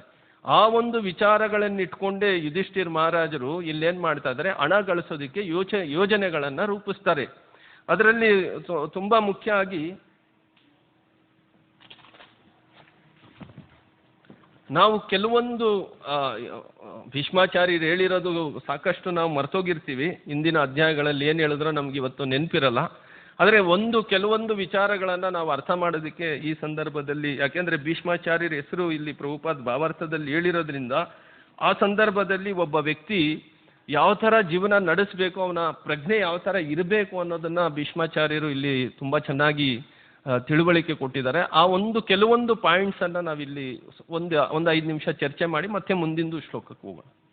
ಇಲ್ಲೇನು ಹೇಳ್ತಾ ಇದ್ದಾರೆ, ಭೀಷ್ಮಾಚಾರ್ಯರು ಇದು ಬರೀ ರಾಜ ಅಂತಲ್ಲ, ನಮ್ಗೆಲ್ರಿಗೂ ಕೂಡ ಸಾಮಾನ್ಯ ವ್ಯಕ್ತಿಗಳು ಕೂಡ ಯಾವ ಥರ ಜೀವನ ನಡೆಸಬೇಕು ಅದಕ್ಕೆ 9 ಸೂತ್ರಗಳನ್ನು ಮುಂದೆ ಇಡ್ತಾರೆ. ಎಷ್ಟು? 9 ಸೂತ್ರಗಳಿದೆ. ಆ 9 ಸೂತ್ರಗಳಲ್ಲಿ ಮೊದಲನೇದು ಏನಪ್ಪಾ ಅಂದರೆ, ಮೊದಲನೇದಾಗಿ ಒಬ್ಬ ವ್ಯಕ್ತಿ ಯಾವತ್ತೂ ಕೂಡ ಇದ್ದಕ್ಕಿದ್ದಂಗೆ ಕೋಪ ಮಾಡ್ಕೋಬಾರ್ದು. ಕೋಪ ಮಾಡ್ಕೋಬಾರ್ದು ಅಂದ್ರೆ ಏನು? ಆ ವ್ಯಕ್ತಿ ಯಾವ ಥರ ಇರಬೇಕು? ತಾಳ್ಮೆಯಿಂದ ಇರಬೇಕು. ಜೀವನದಲ್ಲಿ ಮೊದಲನೇದಾಗಿ ನಾವೇನು ಕಲಿಬೇಕಂದ್ರೆ, ನಮ್ಮ ಜೀವನದಲ್ಲಿ ಏನಾದರೂ ಮಾಡಬೇಕು ಅಂದರೆ ಫಸ್ಟು ತಾಳ್ಮೆ ಇರಬೇಕು. ತಾಳಿದವನು ಬಾಳಿಯಾನು, ತಳ್ಳೆನಿಸದಿರಕೊಂಡ ತಾಳು ಮನವೇ ಎಲ್ಲರನ್ನೂ ಸಲಹುವನು, ಇದಕ್ಕೆ ಸಂಶಯವಿಲ್ಲ. ಕನಕದಾಸರು ಹೇಳ್ತಾರೆ, ತಾಳ್ಮೆ ಇಟ್ಕೋಬೇಕು. ನಾವು ಯಾವಾಗಲೂ ಕೋಪನ ನಾವು ಕೋಪದಲ್ಲಿರಬಾರ್ದು. ಯಾರಾದರೂ ಏನಾದರೂ ಹೇಳ್ತಾರೆ ಅಂದರೆ ಅದನ್ನು ನಾವು ತಾಳ್ಮೆಯಿಂದ ಏನು ಮಾಡಬೇಕಾಗತ್ತೆ? ಕೇಳಿಸ್ಕೋಬೇಕಾಗತ್ತೆ. ಇದು ಮೊದಲನೇದು ವಿಚಾರ. ಎರಡನೇದು ತುಂಬ ಮುಖ್ಯ ಆಗಿರೋದು ವಿಚಾರ ಏನು ಹೇಳ್ತಾರಪ್ಪ ಅಂದರೆ, ಜೀವನದಲ್ಲಿ ನಾವು ಸುಳ್ಳು ಹೇಳೋದನ್ನು ಬಿಟ್ಬಿಡ್ಬೇಕು ಅಂತಾರೆ. ಅನಗತ್ಯ ಆಗಿ ಸುಳ್ಳುಗಳನ್ನ ಹೇಳ್ತಾ ಮತ್ತೆ ಒಂದು ಸುಳ್ಳಿಗೆ, ಅದಕ್ಕೆ ದೊಡ್ಡವ್ರು ಏನು ಹೇಳ್ತಾರೆ, ಒಂದು ಸುಳ್ಳಿಗೆ ನಾವು 100 ಸುಳ್ಳು ಹೇಳ್ತಾ ಹೋಗ್ತೀವಿ. ಅದಕ್ಕೆ ಸುಳ್ಳನ್ನು ಹೇಳೋದನ್ನು ನಾವು ಯಾವತ್ತೂ ಕೂಡ ಮಾಡೋದಕ್ಕೆ ಹೋಗ್ಬಾರ್ದು. ಅದು ನಮ್ಮ ಜೀವನದಲ್ಲಿ ಭಾರಿ ಆತಂಕಗಳನ್ನು ಸೃಷ್ಟಿ ಮಾಡ್ತಾ ಹೋಗುತ್ತೆ. ಅದಕ್ಕೆ ಆದಷ್ಟು ನಾವು ಸುಳ್ಳನ್ನು ಹೇಳೋದನ್ನು ಬಿಡಬೇಕು ಅನ್ನೋದು ಎರಡನೇದು ಭೀಷ್ಮಾಚಾರ್ಯರು ಇಲ್ಲಿ ನಮಗೆ ತಿಳುವಳಿಕೆ ಕೊಡ್ತಾರೆ. ಒಂದು ನಿಜ, ನಾವು ಜೀವನದಲ್ಲಿ ಒಂದು ನಿಜ ಹೇಳ್ಬಿಟ್ರೆ ನಾವು ಅದು ತಪ್ಪಾಗಿದ್ರೇನು ಕೂಡ ಪರವಾಗಿಲ್ಲ, ಅದರಲ್ಲಿ ಏನು ಸಮಸ್ಯೆ ಆಗೋದಿಲ್ಲ. ನಾವು ತಪ್ಪೇ ಮಾಡಿದ್ರೇನು ಕೂಡ ಒಂದೇ ಒಂದು ನಿಜ ಹೇಳ್ಬಿಟ್ರೆ ನಾವು ಎಷ್ಟೋ ನೆಮ್ಮದಿಯಿಂದ ಆತಂಕದಿಂದ ಬಿಡುಗಡೆ ಆಗ್ಬಿಡ್ತೀವಿ ತಕ್ಷಣ. ಆದರೆ ಒಂದು ತಪ್ಪನ್ನು ಸರಿ ಮಾಡೋದಕ್ಕೆ ಸುಳ್ಳು ಹೇಳೋದಕ್ಕೆ ಪ್ರಾರಂಭ ಮಾಡಿದ್ರೆ ನಾವು ಸುಳ್ಳನ್ನು ಹೇಳಿ ಆತಂಕ ಹೆಚ್ಚಿಗೆ ಆಗ್ತಾ ಇರುತ್ತೆ, ಹೃದಯದಲ್ಲಿ ಭಾರ ಆಗ್ತಾ ಇರುತ್ತೆ ಹೊರತು ಅದರಿಂದ ಯಾರನ್ನು ಕೂಡ ಅವ್ರಿಗೆ ಒಳ್ಳೇದು ಯಾವತ್ತೂ ಕೂಡ ಸಾಧ್ಯ ಆಗೋದಿಲ್ಲ. ಅದಕ್ಕೆ ಭೀಷ್ಮಾಚಾರ್ಯರು ಎರಡನೇದು ಸೂತ್ರ ಏನು ಹೇಳ್ತಾ ಇದ್ದಾರೆ, ನಾವು ಯಾವಾಗಲೂ ಕೂಡ ಆದಷ್ಟು ಅಲ್ಲ, ಸತ್ಯನೇ ಹೇಳಬೇಕು. ಇದು ಎರಡನೇದು ವಿಚಾರ. ಮೂರನೇದು ಏನು ಹೇಳ್ತಾ ಇದ್ದಾರಪ್ಪ ಅಂದರೆ, ಸಂಪತ್ತನ್ನು ಸಮಾನವಾಗಿ ಹಂಚುವುದು. ಒಬ್ಬ ರಾಜ ಆಗಿರೋನು ರಾಜನಿಗೂ ಮತ್ತೆ ಜೊತೆಯಲ್ಲಿ ನಮಗೂ ಕೂಡ ನಮ್ಮ ಹತ್ರ ಏನಾದರೂ ಸಂಪತ್ತಿದ್ರೆ ಅದನ್ನು ಸಮಾನವಾಗಿ ಎಲ್ರಿಗೆ, ಅದು ಒಬ್ಬರಿಗೆ ಕಡಿಮೆ ಒಬ್ಬರಿಗೆ ಹೆಚ್ಚಿಗೆ, ಇದನ್ನು ಯಾವತ್ತೂ ಕೂಡ ಮಾಡಕ್ಕೆ ಹೋಗಬಾರ್ದು. ಸಮಾನವಾಗಿ ಎಲ್ರಿಗೆ ನೋಡ್ಕೋಬೇಕು. ಅದು ಇವತ್ತು ಸಮಾಜದಲ್ಲಿ ಅದರಿಂದ ಅಂದರೆ ಈ ಸಮಾನತೆ ವಿಚಾರ ಇಟ್ಕೊಂಡೇ ಇವತ್ತು ಬೇಕಾದಷ್ಟು ಗೊಂದಲ ನಡೀತಾ ಇದೆ. ಆದರೆ ಬರ್ತಾ ಇದನ್ನು ನಾವು ಅರ್ಥ ಮಾಡಿ ನಾವು ಜೀವನದಲ್ಲಿ ಅಳವಡಿಸ್ಕೊಂಡ್ರೆ ಇದರಲ್ಲಿ ಯಾವುದೇ ಥರ ಗೊಂದಲನೇ ಇಲ್ಲ. ಎಲ್ಲರೂ ನೆಮ್ಮದಿಯಾಗಿ ಜೀವನ ನಡೆಸ್ಬೋದು. ಅದರಿಂದ ಏನಿದೆಯೋ ಅದನ್ನು ಸಮಾನವಾಗಿ ವಿಚಾರ ಇಟ್ಕೋಬೇಕು ಮನಸ್ಸಲ್ಲಿ ಯಾವಾಗಲೂ. ಇದು ಮೂರನೇದು ವಿಚಾರ ಹೇಳ್ತಾರೆ. ನಾಲ್ಕನೇದು ಏನು ಹೇಳ್ತಾರಪ್ಪ ಅಂದರೆ, ಕ್ಷಮೆ ಇರಬೇಕು, ಕ್ಷಮೆ ಗುಣ ಇರಬೇಕು ನಮ್ಮಲ್ಲಿ. ತಪ್ಪುಗಳಾಗ್ಬಿಡ್ಬೋದು, ಅದು ಮನೆಯಲ್ಲಿರ್ಬೋದು, ರಾಜ್ಯದಲ್ಲಿರ್ಬೋದು. ಯಾವಾಗ್ಲೂ ಕೂಡ ಕ್ಷಮೆ ಕೊಡುವಂಥ ಒಂದು ವ್ಯಕ್ತಿತ್ವನ ನಾವು ಯಾವಾಗಲೂ ಕೂಡ ರೂಪಿಸ್ಕೊಂಡಿರಬೇಕು. ಇದು ನಾಲ್ಕನೇದು ವಿಚಾರ. ಐದನೇದು ಏನು ಹೇಳ್ತಾ ಇದ್ದಾರೆ ಅಂದರೆ, ಕೇವಲ ಧರ್ಮಪತ್ನಿಯಿಂದ ಮಕ್ಕಳನ್ನು ಪಡೆಯುವುದು. ಇದು ವಿಶೇಷ ಆಗಿರೋದು. ಪ್ರಭುಪಾದರು ಇದನ್ನು ಒತ್ತಾಯ ಮಾಡಿ ಹೇಳ್ತಾರೆ. ನಾವು ಬೇರೆ ಎಲ್ಲ ಹೆಂಗಸರನ್ನ ಯಾವ ಥರ ನೋಡಬೇಕು? ತಾಯಿ ಸಮಾನವಾಗಿ ಅವರನ್ನು ಗೌರವಿಸಬೇಕೇ ಹೊರತು ಬೇರೆ ಯಾವುದೇ ಕಾಮದೃಷ್ಟಿಯಿಂದ ಯಾರನ್ನು ಕೂಡ ನೋಡೋಕ್ಕೆ ಹೋಗ್ಬಾರ್ದು. ಎಲ್ಲಿವರೆಗೆ ನಮಗೆ ಕಾಮದೃಷ್ಟಿ ಇರುತ್ತೋ ಅಲ್ಲಿವರೆಗೂ ಮನಸ್ಸಲ್ಲಿ ಶುದ್ಧತೆ ಅನ್ನೋದು ಹೊರಟೋಗುತ್ತೆ ನಮಗೆ. ನಾವು ಶುದ್ಧವಾಗಿ ಭಗವಂತನ ಅದು ಗಂಡಸರಿಗೆ ಹೆಂಗಸರಿಗೆ ಗಂಡಸರಲ್ಲಿ ಯಾವುದೇ ಥರ ಕಾಮದೃಷ್ಟಿಯಿಂದ ಯಾರನ್ನು ಕೂಡ ನಾವು ಯಾವತ್ತೂ ಕೂಡ ನೋಡಬಾರ್ದು. ಅದನ್ನು ನೋಡೋದ್ರಿಂದ ಶುದ್ಧತೆ ಯಾವಾಗ ಹೊರಟೋಗುತ್ತೋ ಆವಾಗ ಭಕ್ತಿ ಸೇವೆಯಲ್ಲಾಗಿರ್ಬೋದು, ನಮ್ಮ ಜೀವನದಲ್ಲಾಗಿರ್ಬೋದು, ಯಾವುದನ್ನು ಕೂಡ ಸಾಧನೆ ಮಾಡೋದಕ್ಕೆ ಸಾಧ್ಯ ಆಗೋದಿಲ್ಲ. ಅದಕ್ಕೆ ಇದನ್ನು ಇಲ್ಲಿ ಐದನೇದಾಗಿ ಕೇವಲ ಪತ್ನಿ ಜೊತೆ ಮಾತ್ರ ಈ ಒಂದು ದೈಹಿಕ ಸಂಬಂಧ ಇಟ್ಕೋಬೇಕು ಮತ್ತು ಅದನ್ನು ಮಕ್ಕಳನ್ನು ಪಡೆಯೋದಕ್ಕೆ ಮಾತ್ರ ನಾವು ಇದನ್ನು ಉಪಯೋಗಿಸಬೇಕು ಅನ್ನೋದು ಕೂಡ ಇಲ್ಲಿ ಪ್ರಭುಪಾದರು ನಮಗೆ ತಿಳುವಳಿಕೆ ಕೊಡ್ತಾರೆ. ಆರನೇದಾಗಿ ಪರಿಶುದ್ಧ ಮನಸ್ಸು ಮತ್ತು ಆರೋಗ್ಯಕರ ದೇಹವನ್ನು ಹೊಂದಿರುವುದು. ಮನಸ್ಸು ಯಾವಾಗಲೂ ಶುದ್ಧವಾಗಿ ಇಟ್ಕೋಬೇಕು. ಶುದ್ಧವಾಗಿ ಇಟ್ಕೋಬೇಕಂದ್ರೆ ಮೇಲೆ ಮೇಲೆ ಹೇಳಿರೋದೆಲ್ಲಾನು ಕೂಡ ಪಾಲಿಸ್ಬೇಕು. ಕಾಮದೃಷ್ಟಿ ಬಿಟ್ಬಿಡ್ಬೇಕು, ಸುಳ್ಳು ಹೇಳೋದನ್ನು ಬಿಡಬೇಕು. ಅವಾಗ ಮಾತ್ರ ಯಾವಾಗಲೂ ಮನಸ್ಸು ಯಾವಾಗಲೂ ಶುದ್ಧಿಯಾಗಿರುತ್ತೆ. ಇಲ್ಲ ಅಂದ್ರೆ ಈ ಮನಸ್ಸು ಯಾವಾಗಲೂ ಶುದ್ಧವಾಗಿರೋದಿಲ್ಲ. ಯಾವಾಗ ಮನಸ್ಸು ಶುದ್ಧವಾಗಿರೋದಿಲ್ವೋ ಅವಾಗ ನಮ್ಮ ಆರೋಗ್ಯನೂ ಕೂಡ ಸರಿ ಇರೋದಿಲ್ಲ. ಅದರಿಂದ ಆರೋಗ್ಯ ಮತ್ತೆ ಮನಸ್ಸನ್ನ ಯಾವಾಗಲೂ ಶುದ್ಧವಾಗಿ ಇಟ್ಕೊಳೋದಕ್ಕೆ ಒಳ್ಳೆ ಹವ್ಯಾಸಗಳನ್ನ ಬೆಳೆಸ್ಕೋಬೇಕು. ಆ ಒಳ್ಳೆ ಹವ್ಯಾಸಗಳಂದ್ರೆ ಏನಪ್ಪ ಅಂದ್ರೆ ಬೆಳಿಗ್ಗೆ ಎದ್ದು ಜಪ ಮಾಡೋದಿರ್ಬೋದು, ಭಕ್ತರ ಜೊತೆಯಲ್ಲಿ ಚರ್ಚೆ ಮಾಡೋದಿರ್ಬೋದು, ಭಾಗವತ ಶ್ರವಣ ಇರ್ಬೋದು, ಮತ್ತೆ ಭಗವಂತನಿಗೆ ಅರ್ಪಣೆ ಮಾಡಿರುವಂಥ ಪ್ರಸಾದ ಸ್ವೀಕಾರ ಮಾಡೋದಿರ್ಬೋದು. ಇದೆಲ್ಲಾನು ಕೂಡ ನಮ್ಮ ಮನಸ್ಸು ಮತ್ತೆ ನಮ್ಮ ದೇಹನ ಯಾವಾಗಲೂ ಕೂಡ ಶುದ್ಧವಾಗಿ ಇಟ್ಕೊಳೋದಕ್ಕೆ ಬೇಕಾಗಿರುವಂಥ ವಿಚಾರಗಳು. ಅದಾದ್ಮೇಲೆ ಇಲ್ಲಿ ಭೀಷ್ಮಾಚಾರ್ಯರು ಏನು ಹೇಳ್ತಾರೆ, ಬೇರೆಯವರಿಗೆ ಕೇಳು ಬಯಸದಿರುವುದು ಮತ್ತೆ ಅಸೂಯೆ. ನಾವು ಯಾವಾಗಲೂ ಈ ಅಸೂಯೆಯಲ್ಲಿ ಸಿಕ್ಕಾಕೊಂಡ್ಬಿಡ್ತೀವಿ. ಇದು ತುಂಬಾ ಡೇಂಜರ್ ಆಗಿರೋದು ವಿಚಾರ. ಒಬ್ಬ ವ್ಯಕ್ತಿಯಲ್ಲಿ ಅಸೂಯೆ ಯಾವಾಗ ಪ್ರಾರಂಭ ಆಗೋಗುತ್ತೋ ಅವನ ಜೀವನದಲ್ಲಿ ಯಾವತ್ತೂ ಕೂಡ ನೆಮ್ಮದಿಯಾಗಿರೋದಕ್ಕೆ ಅದನ್ನು ಕೂಡ ಬಿಡೋದಿಲ್ಲ. ಅದರಿಂದ ಇರೋದರಲ್ಲಿ ನಾವು ನೆಮ್ಮದಿಯಾಗಿರಬೇಕು ಅಂದರೆ ನಾವು ಬೇರೆಯವ್ರ ಬಗ್ಗೆ ವಿಚಾರ ಹೆಚ್ಚಿಗೆ ಮಾಡಕ್ಕೆ ಹೋಗ್ಬಾರ್ದು. ಅದಕ್ಕೆ ಪ್ರಭುಪಾದರು ಹೇಳ್ತಾರೆ, ಮತ್ತೆ ಪ್ರಭುಪಾದರ ವಿಶೇಷವಾಗಿ ರಾಧಾನಾಥ್ ಮಹಾರಾಜರು ಅವರ ಒಂದು ಕೋಟ್ಸಲ್ಲಿ ಏನು ಹೇಳ್ತಾರಪ್ಪ ಅಂದರೆ, ನಾವು ಯಾವಾಗ ಬೆಳಿಗ್ಗೆ ಎದ್ದೊಳ್ತೀವಲ್ವಾ, ಬೆಳಿಗ್ಗೆ ಎದ್ದಾಗ ಇವತ್ತು ನಂದು ಕಡೆ ದಿನ ಅಂತ ಎದ್ದೊಳ್ಬೇಕಂತೆ. ಈ ದಿನಾನೇ ನನ್ನ ಜೀವನದಲ್ಲಿ ಕಡೆ ದಿನ. ಈ ಕಡೆ ದಿನ ಅಂತ ನಾವು ಯಾವಾಗ ಎದ್ದೊಳ್ತೀವಲ್ವಾ ಅವಾಗ ನಮ್ಮ ಪ್ರಜ್ಞೆ ಹೆಂಗಿರುತ್ತೆ ಹೇಳಿ? ಬೇರೆಯವ್ರ ಬಗ್ಗೆ ಯೋಚನೆ ಮಾಡ್ತೀವ? ಬೇರೆಯವ್ರಿಗೇನಾದರೂ ಕೇಡನ್ನ ಬಯಸ್ತೀವ? ಯಾಕೆಂದ್ರೆ ನಂದೇ ಕಡೆ ದಿನ, ನಾನು ಯಾರಿಗೆ ಇನ್ನೇನು ಮಾಡೋದು? ಈ ಪ್ರಜ್ಞೆ ಯಾವಾಗ ನಮ್ಮಲ್ಲಿರುತ್ತೋ ಆವಾಗ ನಮ್ಮ ಸಾಧನೆ, ನಮ್ಮ ಭಕ್ತಿ, ನಾವೆಲ್ರಿಗೂ ಹಿತಾನೇ ಬಯಸ್ತೀವಿ, ಎಲ್ರಿಗೆ ಒಳ್ಳೆಯದನ್ನೇ ಬಯಸ್ತೀವಿ. ಅದು ಬಿಟ್ಟು ಒಳ್ಳೆಯದು ವಿಚಾರ ಬಿಟ್ಟು ತಲೆ ಒಳಗಡೆ ಬೇರೆ ಯಾವುದನ್ನು ಕೂಡ ಬರೋದಿಲ್ಲ. ಆ ಪ್ರಕಾರವಾಗಿ ಕುತ್ಕೊಂಡು ಜಪ ಮಾಡಬೇಕು. ಇದು ನನ್ನ ಕಡೇ ದಿನ, ಕಡೇ ಜಪ, ಇವಾಗ ನಾನು ಈ ದೇಹ ಬಿಡೋ ಪರಿಸ್ಥಿತಿಯಲ್ಲಿದ್ದೀನಿ ಅನ್ನೋ ಪ್ರಜ್ಞೆ ಇಟ್ಕೊಂಡು ಯಾರಾದರೂ ಜಪ ಮಾಡಿದ್ರೆ ಅವ್ರಿಗೇನಾಗುತ್ತೆ? ನಿದ್ದೆ ಬರುತ್ತಾ ಜಪ ಮಾಡ್ಬೇಕಂದ್ರೆ? ನಾವು ನೋಡ್ತೀವಿ. ನಾನು ಅದನ್ನೇ ಮೊನ್ನೆ ಕೂಡ ಮಕ್ಕಳಿಗೆ ಹೇಳ್ತಾ ಇದ್ದೆ, ಪ್ರಭು ಎದ್ದಿದ ತಕ್ಷಣ ನಿದ್ದೆ ಬಂದ್ಬಿಡುತ್ತೆ, ಫೋನ್ ಆನ್ ಮಾಡಿಬಿಟ್ಟು ಹೋಗಿ ಮಲಗ್ಬಿಡ್ತೀವಿ. ಇಲ್ಲ ಇಲ್ಲ, ನಮ್ಮ ಕಡೆ ದಿನ ಅಂತ ಯೋಚನೆ ಮಾಡಿದ್ರೆ ಏನು ಮಾಡ್ತೀವಿ ನಾವು? ಆ ಜಪದಲ್ಲಿ ಪೂರ್ಣ ಪ್ರಜ್ಞೆ ನಮಗೆ ಪ್ರಾಪ್ತಿ ಆಗುತ್ತೆ. ಅದರಿಂದ ಈ ಪ್ರಕಾರವಾಗಿ ಜೀವನನ ನಾವು ಪ್ರಾರಂಭಿಸಬೇಕು ಅನ್ನೋದು ವಿಚಾರನ ಇಲ್ಲಿ ತುಂಬ ಚೆನ್ನಾಗಿ ತಿಳುವಳಿಕೆ ಕೊಡ್ತಾರೆ. ಅದಾದ ಮೇಲೆ ಇಲ್ಲೇನು ಹೇಳ್ತಾ ಇದ್ದಾರೆ, ಸರಳವಾಗಿರುವುದು. ಪ್ರಭುಪಾದ ಇದನ್ನು ಒತ್ತಾಯ ಮಾಡಿ ಹೇಳ್ತಾರೆ. ಮತ್ತೆ ಏನು ಹೇಳ್ತಾರೆ?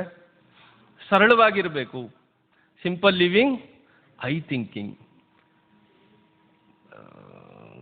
ದೇವಸ್ಥಾನಕ್ಕೆ ಬರಬೇಕು ಅಂದರೆ, ಇಲ್ಲ ಬೇರೆ ಎಲ್ಲೋ ಏನೋ ಹೋಗ್ಬೇಕಂದ್ರೆ ನಮಗೆ ಪ್ರಜ್ಞೆ ಯಾವುದ್ರ ಮೇಲೆ ಇರುತ್ತೆ ಹೆಚ್ಚಿಗೆ ಅಂದರೆ, ನಾನು ಯಾವ ಥರ ಡ್ರೆಸ್ ಮಾಡಲಿ, ನಾನು ಯಾವುದು ಮಾತಾಜಿಗಳಾದರೆ ಯಾವ ಥರ ಬಳೆ ಹಾಕಬೇಕು, ಯಾವ ಥರ ಒಲೆ ಹಾಕಬೇಕು, ಯಾವ ಥರ ಡ್ರೆಸ್ಸಿಂಗ್ ಸೆನ್ಸ್ ಇರಬೇಕು, ಇದೆಲ್ಲ ಚಿಂತನೆ ಮಾಡ್ತಾ ನಾವು ಯೋಚನೆ ಮಾಡ್ತೀವಿ. ಅದೇ ಥರ ನಾವು ಪ್ರಭುಗಳಾದರೆ ಬೇರೆ ಅವ್ರದ್ದೇ ಆಗಿರೋದು ಬೇರೆ ಬೇರೆ ವಿಚಾರಗಳು, ಒಂದೊಂದು ವಯಸ್ಸಲ್ಲಿ ಒಂದೊಂದು ಥರ ಯೋಚನೆಗಳು ಬರುತ್ತೆ. ಆ ಪ್ರಕಾರವಾಗಿ ಯೋಚನೆ ಮಾಡಿಕೊಂಡು ಒಬ್ಬ ವ್ಯಕ್ತಿ ದೇವಸ್ಥಾನ, ಆದರೆ ಇದು ದೇವಸ್ಥಾನಕ್ಕೆ ಬರೋದು ಅಂತ ವಿಚಾರ ಅಲ್ಲ. ಜೀವನ ಪೂರ್ಣವಾಗಿ ನಮ್ಮ ಜೀವನದಲ್ಲಿ ನಾವು ಆದಷ್ಟು ಸರಳವಾಗಿರಬೇಕು. ಎಷ್ಟು ಸರಳವಾಗಿರ್ತೀವೋ ಅಷ್ಟು ನಾವು ಸಮೃದ್ಧವಾಗಿ ಬೆಳಿತೀವಿ. ನಾವು ಸರಳವಾಗಿಲ್ಲ ಅಂದಾಗ ನಮ್ಮ ಸಮೃದ್ಧತೆ, ನಾವು ಭೌತಿಕವಾಗೇನೋ ಬೆಳಿಬೋದು, ಶ್ರೀಮಂತರಾಗಿರ್ಬೋದು, ಕಾರ್ ಇರ್ಬೋದು, ಇನ್ನೊಂದಿರ್ಬೋದು, ಮತ್ತೊಂದಿರ್ಬೋದು, ಆದರೆ ಮಾನಸಿಕವಾಗಿ ಸರಳತೆ ಒಬ್ಬ ವ್ಯಕ್ತಿಯಲ್ಲಿ ಇಲ್ಲ ಅಂದರೆ ಖಂಡಿತವಾಗ್ಲೂ ಜೀವನದಲ್ಲಿ ಅವನಿಗೂ ಕೂಡ ಏನಿರಲ್ಲ, ನೆಮ್ಮದಿ ಇರಲ್ಲ. ಮತ್ತು ಅವನ ಜೀವನದ ಪರಮ ಗುರಿಯಾಗಿರೋ ಅಂಥ ಆ ಭಗವಂತನ ಸಾಕ್ಷಾತ್ಕಾರ, ಆತ್ಮ ಸಾಕ್ಷಾತ್ಕಾರ ಏನಿದೆಯೋ ಅದನ್ನು ಯಾವತ್ತೂ ಕೂಡ ಯಾರೂ ಪಡೆಯೋದಕ್ಕೆ ಸಾಧ್ಯ ಇಲ್ಲ. ಅದಕ್ಕೆ ಆದಷ್ಟು ನಾವು ಭಕ್ತರಾಗಬೇಕು ಅಂದರೆ ಆದಷ್ಟು ನಾವು ಸರಳವಾಗಿರಬೇಕು. ಸರಳ ವ್ಯಕ್ತಿತ್ವನ ನಾವು ಬೆಳೆಸ್ಕೋಬೇಕು. ನಾವೇನು ಸೇವೆ ಮಾಡ್ತಾ ಇದ್ದೀವೋ ಅದರಲ್ಲೂ ಕೂಡ ನಾವು ಆ ಪ್ರಜ್ಞೆನ ನಾವು ಯಾವಾಗಲೂ ಇಟ್ಕೋಬೇಕು. ನಾನು ಯಾವುದೋ ಒಂದು ಸೇವೆ ಕೊಟ್ಟಿದ್ದಾರೆ, ನನಗೆ ತುಂಬ ದೊಡ್ಡ ಸೇವೆ, ನಾನು ಹಿಂಗೆ, ನಾನು ಹಂಗೆ, ಈ ವಿಚಾರಗಳೇ ಇಲ್ಲ ಇಲ್ಲಿ. ಆ ಸೇವೆನ ಒಬ್ಬ ವ್ಯಕ್ತಿ ಯಾವ ಥರ ಭಕ್ತಿ ಭಾವದಿಂದ ಸರಳವಾಗಿ ಅವನ ಮನ ಪರಿಸ್ಥಿತಿ ಇಟ್ಕೊಂಡು ಯಾವಾಗ ಮಾಡ್ತಾರೋ ಅವಾಗ ಮಾತ್ರನೇ ಭಗವಂತನೂ ಕೂಡ ಅದನ್ನು ಸ್ವೀಕರಿಸ್ತಾರೆ. ಸುಮ್ಮನೆ ಏನೋ ನಾನು ಎಲ್ರಿಗೆ ತೋರಿಸ್ಬೇಕೋ ಇಲ್ಲ ಇನ್ನೊಂದು ಮತ್ತೊಂದು ಈ ಪ್ರಜ್ಞೆ ಇಟ್ಕೊಂಡು ಯಾರಾದರೂ ಏನಾದರೂ ಮಾಡೋಕ್ಕೆ ಹೋದರೆ ಅದರಿಂದ ಏನೂ ಪ್ರಯೋಜನ ಆಗೋದಿಲ್ಲ. ಇದೆಲ್ಲ ಸರಳ ಆಗಿರೋ ಹೃದಯ ಇರೋರಿಗೆ ಮಾತ್ರ ಇದು ಪ್ರಾಪ್ತಿ ಆಗುತ್ತೆ. ಇದಕ್ಕೆ ನಾವು ಹೆಚ್ಚಿಗೆ ಗಮನ ಕೊಡಬೇಕಾಗತ್ತೆ. ಅದಾದಮೇಲೆ ಮುಂದೆ ಕಡೆಯದಾಗಿ ಸೇವಕರು ಅಥವಾ ಅಧೀನರಿಗೆ ಆಸರೆಯಾಗಿರುವುದು. ಮತ್ತೆ ನಮ್ಮ ಕೆಳಗಡೆ ಯಾರಿರ್ತಾರೋ ಅಂಥ ಸೇವಕರಿಗೆ ಇಲ್ಲ ನಮ್ಮನ್ನೇ ಡಿಪೆಂಡ್ ಆಗಿರೋರ ಮೇಲೆ ನಾವು ಯಾವಾಗಲೂ ಕೂಡ ಅವರಿಗೆ ಆಸರೆಯಾಗಿರಬೇಕು. ಇದು ತುಂಬ ಮುಖ್ಯ ಆಗಿರೋದು ವಿಚಾರ. ಇದು ಅದು ಹೆಂಡತಿ ಇರ್ಬೋದು, ಮಕ್ಕಳಿರ್ಬೋದು. ನಾನೇನೋ ಜಪ ಮಾಡ್ತಾ ಇದ್ದೀನಿ, ನಾನೇನೋ ಸಾಧನೆ ಮಾಡ್ತಾ ಇದ್ದೀನಿ, ಅದಕ್ಕೆ ನಿಮ್ಮ ಜೊತೆ ನಾನು ವ್ಯವಹಾರ ಸರಿಯಾಗಿ ಮಾಡಲ್ಲ, ನೀವಂದ್ರೇನು ನಾನಂದ್ರೇನು, ಈ ಎಲ್ಲ ಪ್ರಜ್ಞೆ ಯಾವಾಗ ಇರುತ್ತೋ ಅದು ಯಾವತ್ತೂ ಕೂಡ ಒಬ್ಬ ವ್ಯಕ್ತಿನ ಆಧ್ಯಾತ್ಮಿಕವಾಗಿ ಭಗವಂತನ ಸೇವೆಯಲ್ಲಿ ಮುಂದುವರ್ಸೋದಕ್ಕೆ ಯಾವತ್ತೂ ಕೂಡ ಸಾಧ್ಯ ಇಲ್ಲ.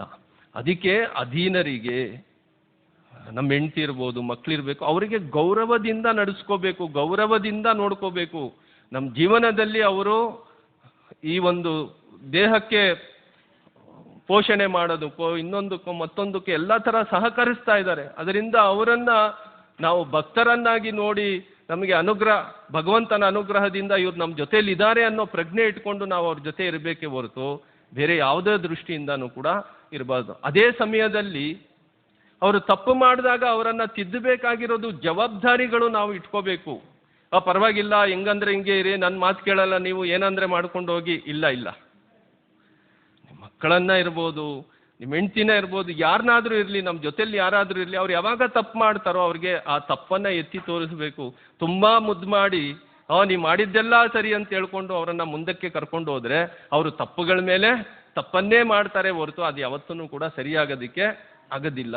ಅದಕ್ಕೆ ಈ ಎಚ್ಚರಿಕೆ ಇಟ್ಕೊಂಡು ಒಬ್ಬ ವ್ಯಕ್ತಿ ಎಲ್ಲ ಥರನೂ ಕೂಡ ನಡ್ಕೋಬೇಕು. ಈ 9 ವಿಚಾರಗಳನ್ನು ಭೀಷ್ಮಾಚಾರ್ಯರು ಯುಧಿಷ್ಠಿರ ಮಹಾರಾಜರಿಗೆ ತಿಳುವಳಿಕೆ ಕೊಟ್ಟರು. ಇದನ್ನು ನಾವು ಅರ್ಥ ಮಾಡಿದ್ದೀವಿ ಹಿಂದೆ, ಆದರೆ ಇವತ್ತು ಇನ್ನೊಂದ್ಸಲಿ ಮತ್ತೆ ನೆನಪು ಮಾಡಿಕೊಂಡ್ವಿ. ಅದಾದ ಮೇಲೆ 33ನೇ ಶ್ಲೋಕದಲ್ಲಿ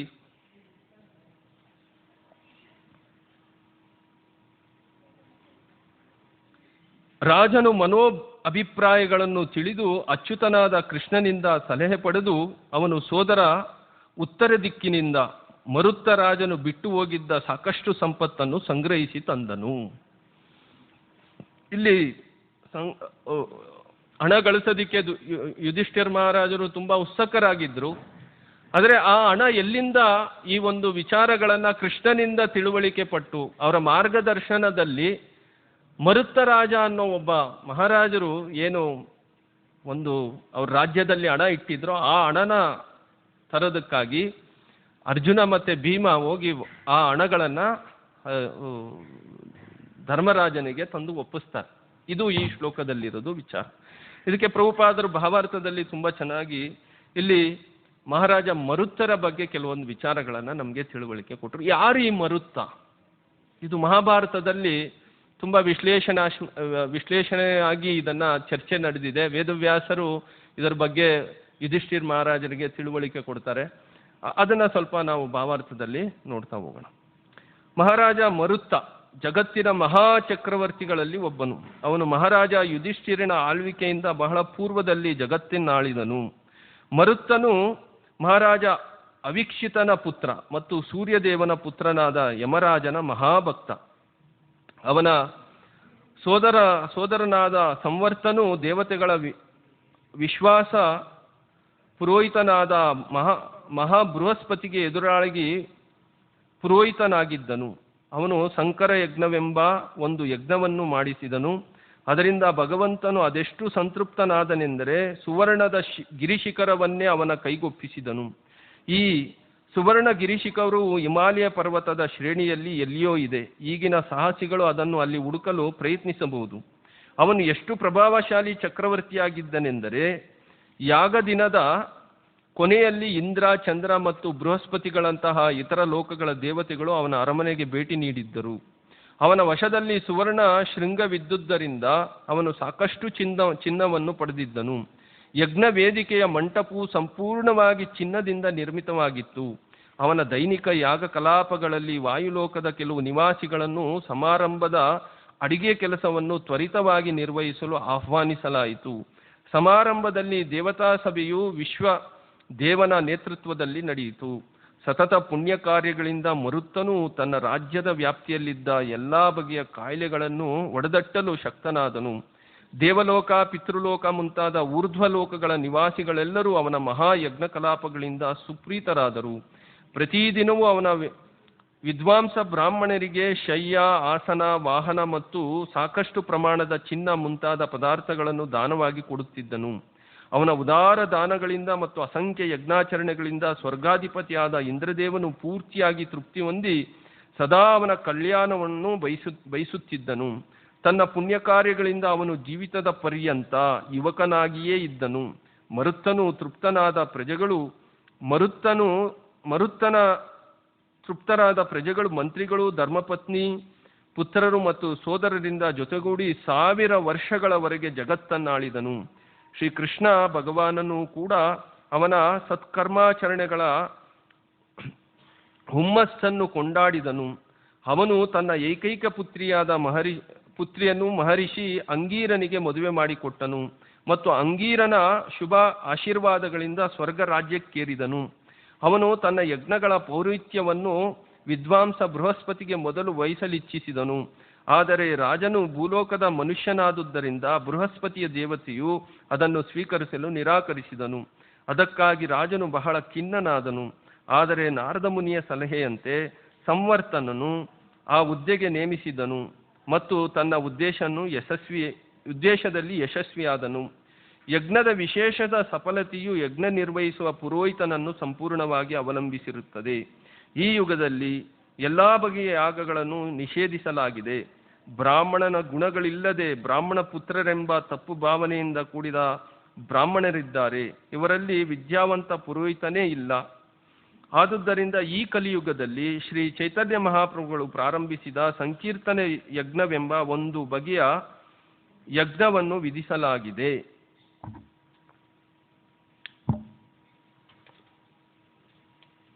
ಇಲ್ಲಿ ರಾಜ ಮರುತ್ತ, ಇವ್ರ ಬಗ್ಗೆ ಮಹಾಭಾರತದಲ್ಲಿ ವರ್ಣನೆ ಇದೆ. ಯಾವಾಗ ಯಜ್ಞ ಆಚರಣೆ ಮಾಡಬೇಕು ಅನ್ನೋ ಒಂದು ವಿಚಾರ ಯಾವಾಗ ಯುಧಿಷ್ಠಿರ್ ಮಹಾರಾಜರು ಆ ಒಂದು ರಾಜ್ಯಸಭೆಯಲ್ಲಿ ಮುಂದೆ ವಿಚಾರ ಇಡ್ತಾರೋ ಆವಾಗ ಮುಖ್ಯ ಆಗಿ ಬೇಕಾಗಿದ್ದೇನೋ ಯಜ್ಞಕ್ಕೆ ಹಣಕಾಸಿಂದು ವ್ಯವಸ್ಥೆ ಬೇಕು. ಅದರಿಂದ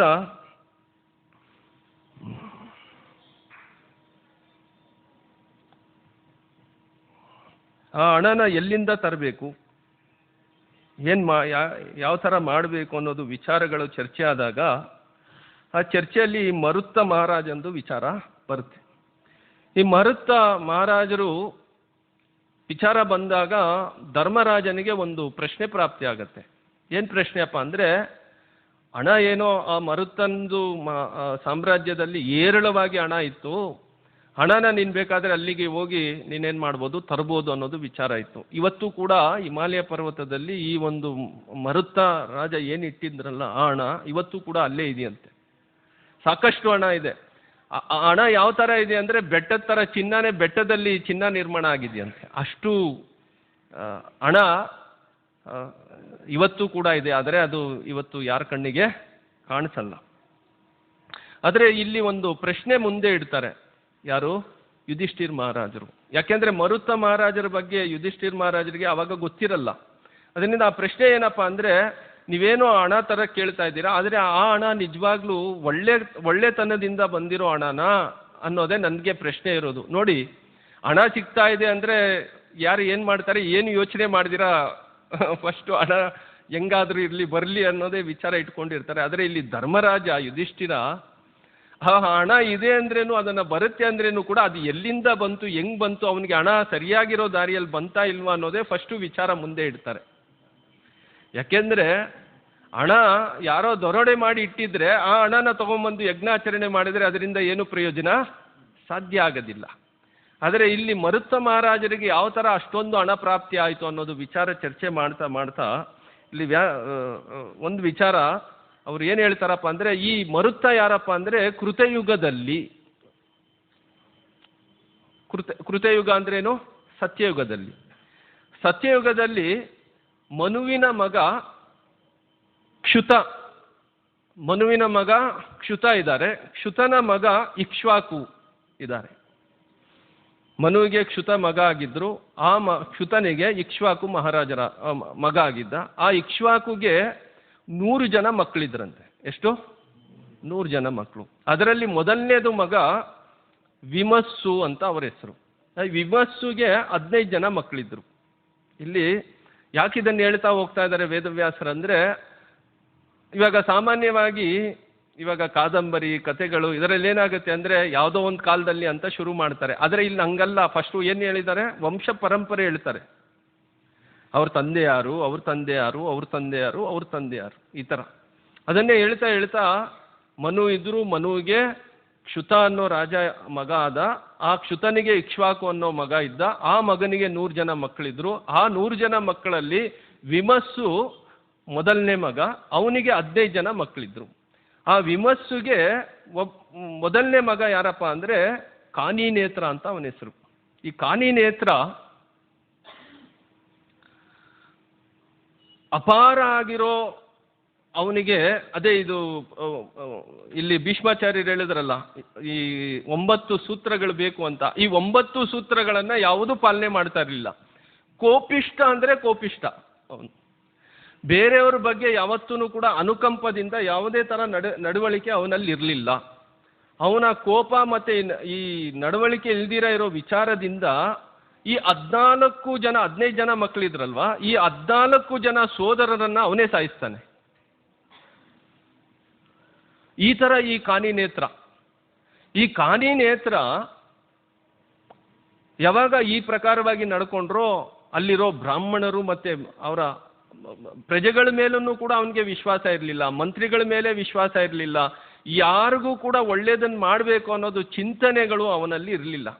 ಅದರಿಂದ ಈ ಕಾನಿನೇತ್ರನನ್ನು ಏನು ಮಾಡ್ತಾರಪ್ಪ ಅಂದರೆ ಎಲ್ಲ ಬ್ರಾಹ್ಮಣರು ಮಂತ್ರಿಗಳು ಏನು ಮಾಡ್ತಾರೆ, ಚಿಂತನೆ ಮಾಡಿ ಅವನನ್ನು ರಾಜ್ಯಾಡಳಿತದಿಂದ ಆ ಸಿಂಹಾಸನದಿಂದ ಕೆಳಗಡೆ ಇಳಿಸ್ತಾರೆ. ಕೆಳಗಡೆ ಇಳಿಸಿ ಅವ್ರ ಮಗ ಕರಂದಕನಿಗೆ ಏನು ಮಾಡ್ತಾರೆ, ರಾಜ್ಯಾಭಿಷೇಕ ಮಾಡಿಸ್ತಾರೆ. ಈ ಕರಂದಕ ಹೆಂಗಿದ್ನಂದ್ರೆ ಈ 9 ಸೂತ್ರಗಳಿತ್ತಲ್ಲ ಅದನ್ನು ಎಕ್ಸಾಕ್ಟ್ ಆಗಿ ಪಾಲನೆ ಮಾಡೋನು. ನೋಡಿ, ತಂದೆ ಅಪೋಸಿಟು, ಮಗ ಏನಾಗಿದ್ದಾನೆ ಅದರ ವಿರುದ್ಧವಾಗಿ ಭಗವಂತನ ಪ್ರಜ್ಞೆಯಲ್ಲಿ ಧರ್ಮದ ದೃಷ್ಟಿಯಿಂದ ಪರಿಪೂರ್ಣವಾಗಿ ನಡ್ಕೋತಾ ಇದ್ದ. ಅವನು ಎಲ್ಲರ ಮೇಲೆ ದಯ ತೋರಿಸ್ತಾ ಇದ್ದ, ಎಲ್ಲರನ್ನೂ ಒಳ್ಳೆತನದಲ್ಲಿ ನಡೆಸ್ಕೋತಾ ಇದ್ದ, ಯಾವತ್ತೂ ಕೋಪ ಮಾಡ್ಕೋತಾ ಇರಲಿಲ್ಲ. ಈ ಪ್ರಕಾರವಾಗಿ ಈ ಕರಂದರ ಅವರ ಜೀವನನ ನಿರ್ವಹಿಸ್ತಾರೆ. ಈ ಕರಂದರ ಎಷ್ಟು ದೊಡ್ಡ ಧರ್ಮಿಷ್ಠನಾಗಿದ್ನಂದರೆ ಅವನು ಸಾಕಷ್ಟು ಯಜ್ಞಗಳನ್ನು ಆಚರಣೆ ಮಾಡ್ತಾರೆ. ಬೃಹಸ್ಪತಿಯ ತಂದೆ ಏನಿದ್ರು ಅವರ ಕೈಯಿಂದ ಏನು ಮಾಡ್ತಾರೆ, ಈ ಕರಂದರ ತುಂಬ ದೊಡ್ಡ ಯಜ್ಞಗಳನ್ನೆಲ್ಲ ಆಚರಣೆ ಮಾಡಿಸ್ತಾರಂತೆ. ಆ ಯಜ್ಞಗಳ ಆಚರಣೆಯಿಂದ ಸಮೃದ್ಧವಾಗಿ ಅವನು ರಾಜ್ಯ ಬೆಳೀತು. ಜೊತೆಯಲ್ಲಿ ಅವ್ರ ಮಗ ಅವೀಕ್ಷಿತ ಅವನಿಗೆ ಮಗನಾಗಿ ಹುಟ್ಟಿದ. ಅವನ ಮಗನೇ ಯಾರಪ್ಪ ಅಂದರೆ ಇವತ್ತು ನಾವು ನೋಡ್ತಾ ಇರೋ ಮರುತ್ತ. ಇಲ್ಲಿವರೆಗೂ ಈ ವಂಶ ಪರಂಪರೆ ನಮಗೆ ಈ ಮಹಾಭಾರತದಲ್ಲಿ ತಿಳುವಳಿಕೆ ಕೊಡ್ತಾರೆ. ಈ ಮರುತ್ತನೂ ಕೂಡ ತುಂಬ ಧರ್ಮಿಷ್ಠನಾಗಿದ್ದ. ಮತ್ತು ಅವನ ತಾತ ಯಾವ ಥರ ಇದ್ನೋ ಆ ತಾತನ ಸದ್ಗುಣಗಳನ್ನೆಲ್ಲನೂ ಕೂಡ ಇವರೂ ಕೂಡ ಪಡೆದಿದ್ರು. ಅದರಿಂದ ಯಜ್ಞ ಯಾಕೆಂದರೆ ಕೃತಯುಗದಲ್ಲಿ ದೊಡ್ಡ ವಿಚಾರ ಏನಪ್ಪ ಅಂದರೆ ಧರ್ಮ ಯಾವುದು ಅಂದರೆ ಯಜ್ಞ ಆಚರಣೆ ಮಾಡೋದೆ. ಕೃತೇಯ ಧ್ಯಾನ ತ್ರೇತ್ರಾಯಂ ಯಜತೆ ಮಕಯ, ಯಜ್ಞಗಳನ್ನು ಧ್ಯಾನಗಳನ್ನು ಮಾಡೋದು ಕೃತಯುಗದಲ್ಲಿ ಅಂದರೆ ಸತ್ಯಯುಗದಲ್ಲಿ ಇದ್ದಿದ್ದು ಧರ್ಮಾಚರಣೆ. ಅದರಿಂದ ಇವರನ್ನು ಕೂಡ ತುಂಬ ಯಜ್ಞಾಚರಣೆಗಳನ್ನೆಲ್ಲ ಮಾಡಿಸ್ತಾ ಇದ್ರು. ಒಂದ್ಸಲ ಇವ್ರೇನು ಮಾಡ್ತಾರೆ ಅಂದರೆ ಒಂದು ದೊಡ್ಡ ಯಜ್ಞ ಆಚರಣೆ ಮಾಡಬೇಕು ಅಂತ ಸಂಕಲ್ಪ ಮಾಡ್ತಾರೆ. ಸಂಕಲ್ಪ ಮಾಡಿದಾಗ ಆ ಯಜ್ಞನೇ ಏನಪ್ಪ ಅಂದರೆ ಅಶ್ವಮೇಧ ಯಜ್ಞನೇ ಮಾಡ್ತಾರೆ. ಅವರನ್ನು ಕೂಡ ಸಂಕಲ್ಪ ಮಾಡಿ ಅವರು ವಿಚಾರ ಮಾಡ್ತಾರೆ, ಬೃಹಸ್ಪತಿಗೆ ಈ ಒಂದು ಯಜ್ಞದ ಪೌರೋಹಿತ್ಯವನ್ನು ಬೃಹಸ್ಪತಿ ಕೈಯಲ್ಲಿ ಕೊಟ್ಟು ಅವ್ರ ಮುಖಾಂತರವಾಗಿ ಯಜ್ಞ ಆಚರಣೆ ಮಾಡಬೇಕು ಅನ್ನೋದು ಅವ್ರ ಮನಸ್ಸಲ್ಲಿ ವಿಚಾರ ಬರುತ್ತೆ. ಇದರದೆಲ್ಲ ವ್ಯವಸ್ಥೆಗಳು ಕೂಡ ತುಂಬ ಚೆನ್ನಾಗಿ ಮಾಡ್ಕೊಂಡಿರ್ತಾರೆ. ಅದಾದಮೇಲೆ ಅವ್ರೇನು ಮಾಡ್ತಾರೆ, ಬೃಹಸ್ಪತಿ ಹತ್ರಕ್ಕೆ ಹೋಗ್ಬೇಕು ಅಂತ ನಿರ್ಧಾರ ಮಾಡ್ತಾರೆ. ಈ ಒಂದು ವಿಚಾರ ಇಂದ್ರನಿಗೆ ಗೊತ್ತಾಗುತ್ತೆ. ಯಾವಾಗ ಇಂದ್ರನಿಗೆ ಗೊತ್ತಾಗುತ್ತೋ ಆ ಇಂದ್ರ ಚಿಂತನೆ, ಯಾಕೆಂದರೆ ಇಂದ್ರನಿಗೆ ಯಾವಾಗಲೂ ಕೂಡ ಒಂದು ಒಂದು ಆ ಪದವಿ ಮೇಲೆ ವ್ಯಾಮೋಹ ಯಾವಾಗಲೂ ಇರುತ್ತೆ. ಅದರಿಂದ ಬೃಹಸ್ಪತಿ ಹತ್ರ ಹೋಗಿ ಹೇಳ್ತಾರೆ, ನೀನು ಹೋಗಿ ಇವಾಗ ಈ ಮರುತ್ತ ರಾಜ ಬರ್ತಾ ಇದ್ದಾನೆ, ಅವನಿಗೇನಾದರೂ ನೀನೇನಾದರೂ ಯಜ್ಞ ಮಾಡೋದಕ್ಕೆ ಒಪ್ಕೊಂಡ್ರೆ ಅವಾಗ ನನಗೆಲ್ಲೋ ಕಷ್ಟ ಆಗ್ಬೋದು ಅನ್ನೋದು ವಿಚಾರಗಳನ್ನು ಅವ್ರ ಮುಂದೆ ಇಡ್ತಾರೆ. ಅವಾಗ ಬೃಹಸ್ಪತಿ ಹೇಳ್ತಾರೆ, ಇಲ್ಲ ಇಲ್ಲ, ನಾನು ನಿನ್ನ ರಾಜ್ಯದಲ್ಲಿ ಇರೋದ್ರಿಂದ ನಿನ್ನ ಒಂದು ಯೋಗಕ್ಷೇಮನೇ ನನಗೆ ಮುಖ್ಯ ಆಗಿರೋದು, ಅದರಿಂದ ನಾನು ಮರುತ್ತ ರಾಜನ ಏನು ಈ ಒಂದು ಆಹ್ವಾನನ ನಾನು ಅದನ್ನು ನಿರಾಕರಿಸ್ತೀನಿ ಅಂತ ಅಲ್ಲಿ ಮಾತು ಕೊಟ್ಟಿರ್ತಾರೆ. ಅದೇ ಪ್ರಕಾರವಾಗಿ ಮರುತ್ತ ರಾಜ ಯಾವಾಗ ಬಂದು ಈ ಬೃಹಸ್ಪತಿಗಳ ಹತ್ರ ಕೇಳ್ತಾರೋ ಅವಾಗ ಹೇಳ್ತಾರೆ, ಇಲ್ಲ ಇಲ್ಲ, ನಾನು ಯಾವುದೇ ಕಾರಣಕ್ಕೆ ನಾನು ಯಜ್ಞ ಆಚರಣೆ ಮಾಡೋದಕ್ಕೆ ಸಾಧ್ಯ ಇಲ್ಲ, ಆ ಜವಾಬ್ದಾರಿ ನಾನು ತಗೊಳಲ್ಲ ಅಂತ ಹೇಳ್ತಾರೆ. ಯಾಕೆ ಅಂದರೆ ಕೇಳಿದ್ರೆ ಇಲ್ಲಿ ಪ್ರಭುಪಾದರು ಭಾವಾರ್ಥದಲ್ಲಿ ಅದನ್ನೇ ಹೇಳ್ತಾ ಇದ್ದಾರೆ. ಈ ಬೃಹಸ್ಪತಿ ಅವ್ರೇನು ಒಂದು ವಿಚಾರ ಮುಂದೆ ಇಡ್ತಾರೆ ಅಂದರೆ, ಈ ಮೃತ್ಯು ಲೋಕದಲ್ಲಿರೋ ಜನಗಳಿಗಾಗಿ, ನಾನು ದೇವತೆಗಳ ಲೋಕದಲ್ಲಿರೋನು, ಈ ಮೃತ್ಯು ಲೋಕದಲ್ಲಿರೋ ಜನಗಳಿಗಾಗಿ ನಾನು ಯಾವತ್ತೂ ಯಜ್ಞ ಆಚರಣೆ ಮಾಡೋದಿಲ್ಲ ಅನ್ನೋದು ವಿಚಾರ ಯಾವಾಗ ಅವರು ಮುಂದೆ ಇಡ್ತಾರೋ ಅವಾಗ ಅವರಿಗೆ ಮರುತ್ತ ರಾಜನಿಗೆ ತುಂಬ ದುಃಖ ಆಗುತ್ತೆ. ಆ ದುಃಖದಲ್ಲಿ ಅವ್ರು ಏನು ಮಾಡ್ತಾರೆ, ತುಂಬ ದುಃಖದಲ್ಲಿ ಖಿನ್ನನಾಗಿ ಅವನು ಬರ್ತಾ ಅವನು ಚಿಂತನೆ ಮಾಡ್ತಾನೆ, ಈ ಥರ ಒಂದು ಬದುಕೆ ಯಾಕೆ, ಈ ಬದುಕೇ ಬೇಕಾಗಿಲ್ಲ ಅನ್ನೋದು ವಿಚಾರ ಮಾಡ್ತಾ ಬರಬೇಕಂದ್ರೆ ಎದುರುಗಡೆ ನಾರದ ಮುನಿಗಳು ಸಿಗ್ತಾರೆ. ಈ ನಾರದ ಮುನಿಗಳು ಸಿಕ್ಕಿದಾಗ ಅವ್ರು ಹೇಳ್ತಾರೆ, ಯಾಕೆ ಇಷ್ಟೊಂದು ನೀನು ಖಿನ್ನನಾಗಿ ದುಃಖದಿಂದ ಬರ್ತಾ ಇದೆಯಾ? ಅವಾಗ ಇರೋ ವಿಚಾರ ಹೇಳ್ತಾರೆ, ಈ ಥರ ಆಗೋಯ್ತು, ಬೃಹಸ್ಪತಿ ನನಗೆ ಅವಮಾನ ಮಾಡಿ ಕಳಿಸ್ಬಿಟ್ರು, ನಾನು ಇನ್ನೇನು ಬದುಕಿದ್ದು ಏನು ಪ್ರಯೋಜನ ಇಲ್ಲ ಅಂತ ಅನ್ನಿಸ್ತಾ ಇದೆ ನನಗೆ ಅಂತ ಹೇಳಿದಾಗ ಅವಾಗ ಈ ನಾರದ ಮುನಿಗಳು ಅವರಿಗೆ ಸಲಹೆ ಕೊಡ್ತಾರೆ. ಏನು ಸಲಹೆ ಕೊಟ್ಟರು? ಈ ಬೃಹಸ್ಪತಿಯ ತಮ್ಮ ಯಾರು? ಇಲ್ಲೇನು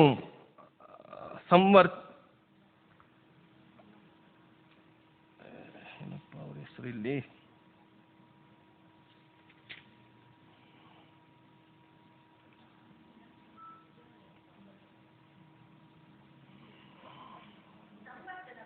ಸಂವರ್ತನ. ಈ ಸಂವರ್ತನ ಬೃಹಸ್ಪತಿಯ ತಮ್ಮ. ಈ ಸಂವರ್ತನಿಗೆ ನೀನೇನು ಮಾಡು, ಹೋಗಿ ನೀನು ಅವನನ್ನು ಬೇಡ್ಕೋ, ಅವಾಗ ನಿನಗೆ ಈ ಒಂದು ಯಜ್ಞ ಆಚರಣೆ ಮಾಡೋದಕ್ಕೆ ಅವ್ರ ಮುಂದೆ ಬಂದು ನಿನಗೇನು ಮಾಡ್ತಾರೆ, ಈ ಯಜ್ಞ ಆಚರಣೆ ಮಾಡಿ ಕೊಡ್ತಾರೆ ಅಂತ. ಈ ಸಂವರ್ತನ ಅವ್ರು ಎಲ್ಲಿರ್ತಾರೆ, ಏನು ಮಾಡ್ತಾ ಇರ್ತಾರೆ ಅಂತ ಮತ್ತೆ ನಾರದ ಮುನಿಗಳ ಹತ್ರ ಪ್ರಶ್ನೆ ಕೇಳ್ತಾರೆ. ಅದಕ್ಕೆ ನಾರದ ಮುನಿಗಳು ಹೇಳ್ತಾರೆ, ಅವರು ವಾರಣಾಸಿಯಲ್ಲಿ ಈ ಸಂವರ್ತನ ಇದ್ದಾನೆ, ನೀನು ಅವನನ್ನು ಹೋಗಿ ಅಲ್ಲಿ ಭೇಟಿ ಆಗು. ಆದರೆ ಇವನೇ ಸಂವರ್ತನ ಅನ್ನೋದು ನನಗೆ ಹೆಂಗೆ ಗೊತ್ತಾಗುತ್ತೆ ಅನ್ನೋದು ಮತ್ತೆ ಪ್ರಶ್ನೆ ಇಡ್ತಾರೆ. ಅವಾಗ ನಾರದ ಮುನಿಗಳೇ ಮತ್ತೆ ಅದಕ್ಕೆ ಒಂದು ವಿಚಾರ ಇಡ್ತಾರೆ, ಏನಪ್ಪ ಅಂದರೆ, ನೀನು ಹೋಗಿ ಈ ವಾರಣಾಸಿಯಲ್ಲಿ ಶವನ ಮುಂದೆ ಇಟ್ಕೊಂಡು ನಿಂತ್ಕೋ, ಆ ಶವನ ನೋಡಿ ಯಾರಾದರೂ ಓಡೋಗ್ತಾರಲ್ಲ ಅವನೇ ಸಂವರ್ತನ. ಮತ್ತೆ ಅವ್ರು ಹೇಗಿರ್ತಾರಪ್ಪ ಅಂದರೆ, ಅವನು ಯಾವುದೇ ಥರ ಒಬ್ಬ ಬ್ರಾಹ್ಮಣ ಯಾವ ಥರ ಇರ್ತಾನೋ ಆ ಥರ ಏನೂ ಇರೋದಿಲ್ಲ, ಅವನೊಂಥರ ತಿರುಕನ್ ಥರ ಇರ್ತಾನೆ. ಅವನು ತುಂಬ ದಿನ ಆಗಿ ಸ್ನಾನ ಮಾಡಿ ತುಂಬ ದಿನ ಯಾವ ಥರ ಬಟ್ಟೆ ಗಲೀಜಾಗಿರುತ್ತೋ, ಅವನ ದೇಹನೂ ಕೂಡ ಅಷ್ಟೇ ಅಸಹ್ಯವಾಗಿರುತ್ತೆ. ಇದನ್ನೆಲ್ಲ ಯೋಚನೆ ಮಾಡಬೇಡ, ಶವನ್ ನೋಡಿ ಯಾರಾದರೂ ಓಡೋದ್ರೆ ಅವನೇ ಸಂವರ್ತನ ಅಂತ ಅನ್ಕೊಂತ ಹೇಳ್ಬಿಟ್ಟು ಮತ್ತೆ ಕಡೆಯದಾಗಿ ಏನು ಹೇಳ್ತಾರೆ, ಅವನು ಯಾವಾಗ ಒಪ್ಕೋತಾನೋ, ಯಾರು ಕಳಿಸಿದ್ದು ನಿನ್ನನ್ನು ಅಂತಾಗ ನಾರದ ಮುನಿಗಳು ಕಳಿಸಿದ್ರು ಅಂತ ನನ್ನ ಹೆಸರು ಹೇಳು ಅಂತಾನು ಕೂಡ ಹೇಳಿ ಕಳಿಸ್ತಾರೆ. ಅದೇ ಪ್ರಕಾರವಾಗಿ ಇವ್ರು ಹೋಗ್ತಾರೆ ವಾರಣಾಸಿಗೆ. ಅಲ್ಲಿ ಶವನ ಮುಂದೆ ಇಟ್ಕೊಂಡು ಕಾಯ್ತಾ ಇರ್ತಾರೆ.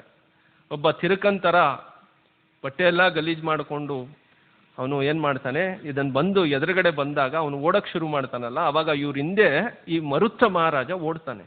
ಓಡಿ ಅವರನ್ನು ಭೇಟಿ ಮಾಡ್ತಾರೆ.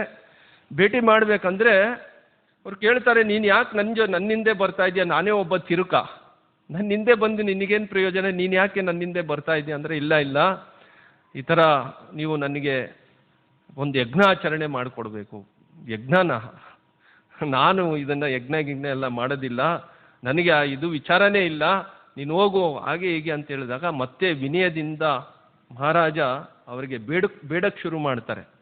ಅವಾಗ ಕೇಳ್ತಾರೆ, ಯಾರು ಕಳಿಸಿದ್ದು ಅಂತ. ಅವಾಗ ಹೇಳ್ತಾರೆ, ಈ ಥರ ನಾರದ ಮುನಿಗಳು ನನ್ನನ್ನು ಕಳಿಸಿದ್ದಾರೆ, ಅದರಿಂದ ನೀವು ನನಗೆ ಅನುಗ್ರಹ ಕೊಡಬೇಕು ಅಂತ. ಅದಾದಮೇಲೆ ಅವರು ಒಪ್ಕೋತಾರೆ. ಅಂದರೆ ಇಲ್ಲಿ ಒಂದು ವಿಚಾರ ನಾವು ಅರ್ಥ ಮಾಡ್ಕೋಬೇಕು. ಪ್ರಭುಪಾದರು ಕೂಡ ಇದನ್ನು ತುಂಬ ಸಲ ಹೇಳ್ತಾರೆ. ಯಾರೋ ಒಬ್ಬರು ತುಂಬ ಚೆನ್ನಾಗಿ ತಿಲಕ್ ಹಾಕ್ಕೊಂಡು ಒಳ್ಳೆ ಮೇಲ್ಗಡೆ ಎಲ್ಲ ಅಂಗವಸ್ತ್ರ ಅದೆಲ್ಲ ಹಾಕ್ಕೊಂಡು ತುಂಬ ಒಳ್ಳೆ ಡ್ರೆಸ್ ಹಾಕ್ಕೊಂಡು ಹಿಂಗೆಲ್ಲ ಓಡಾಡ್ತಾ ಇರ್ತಾರೆ.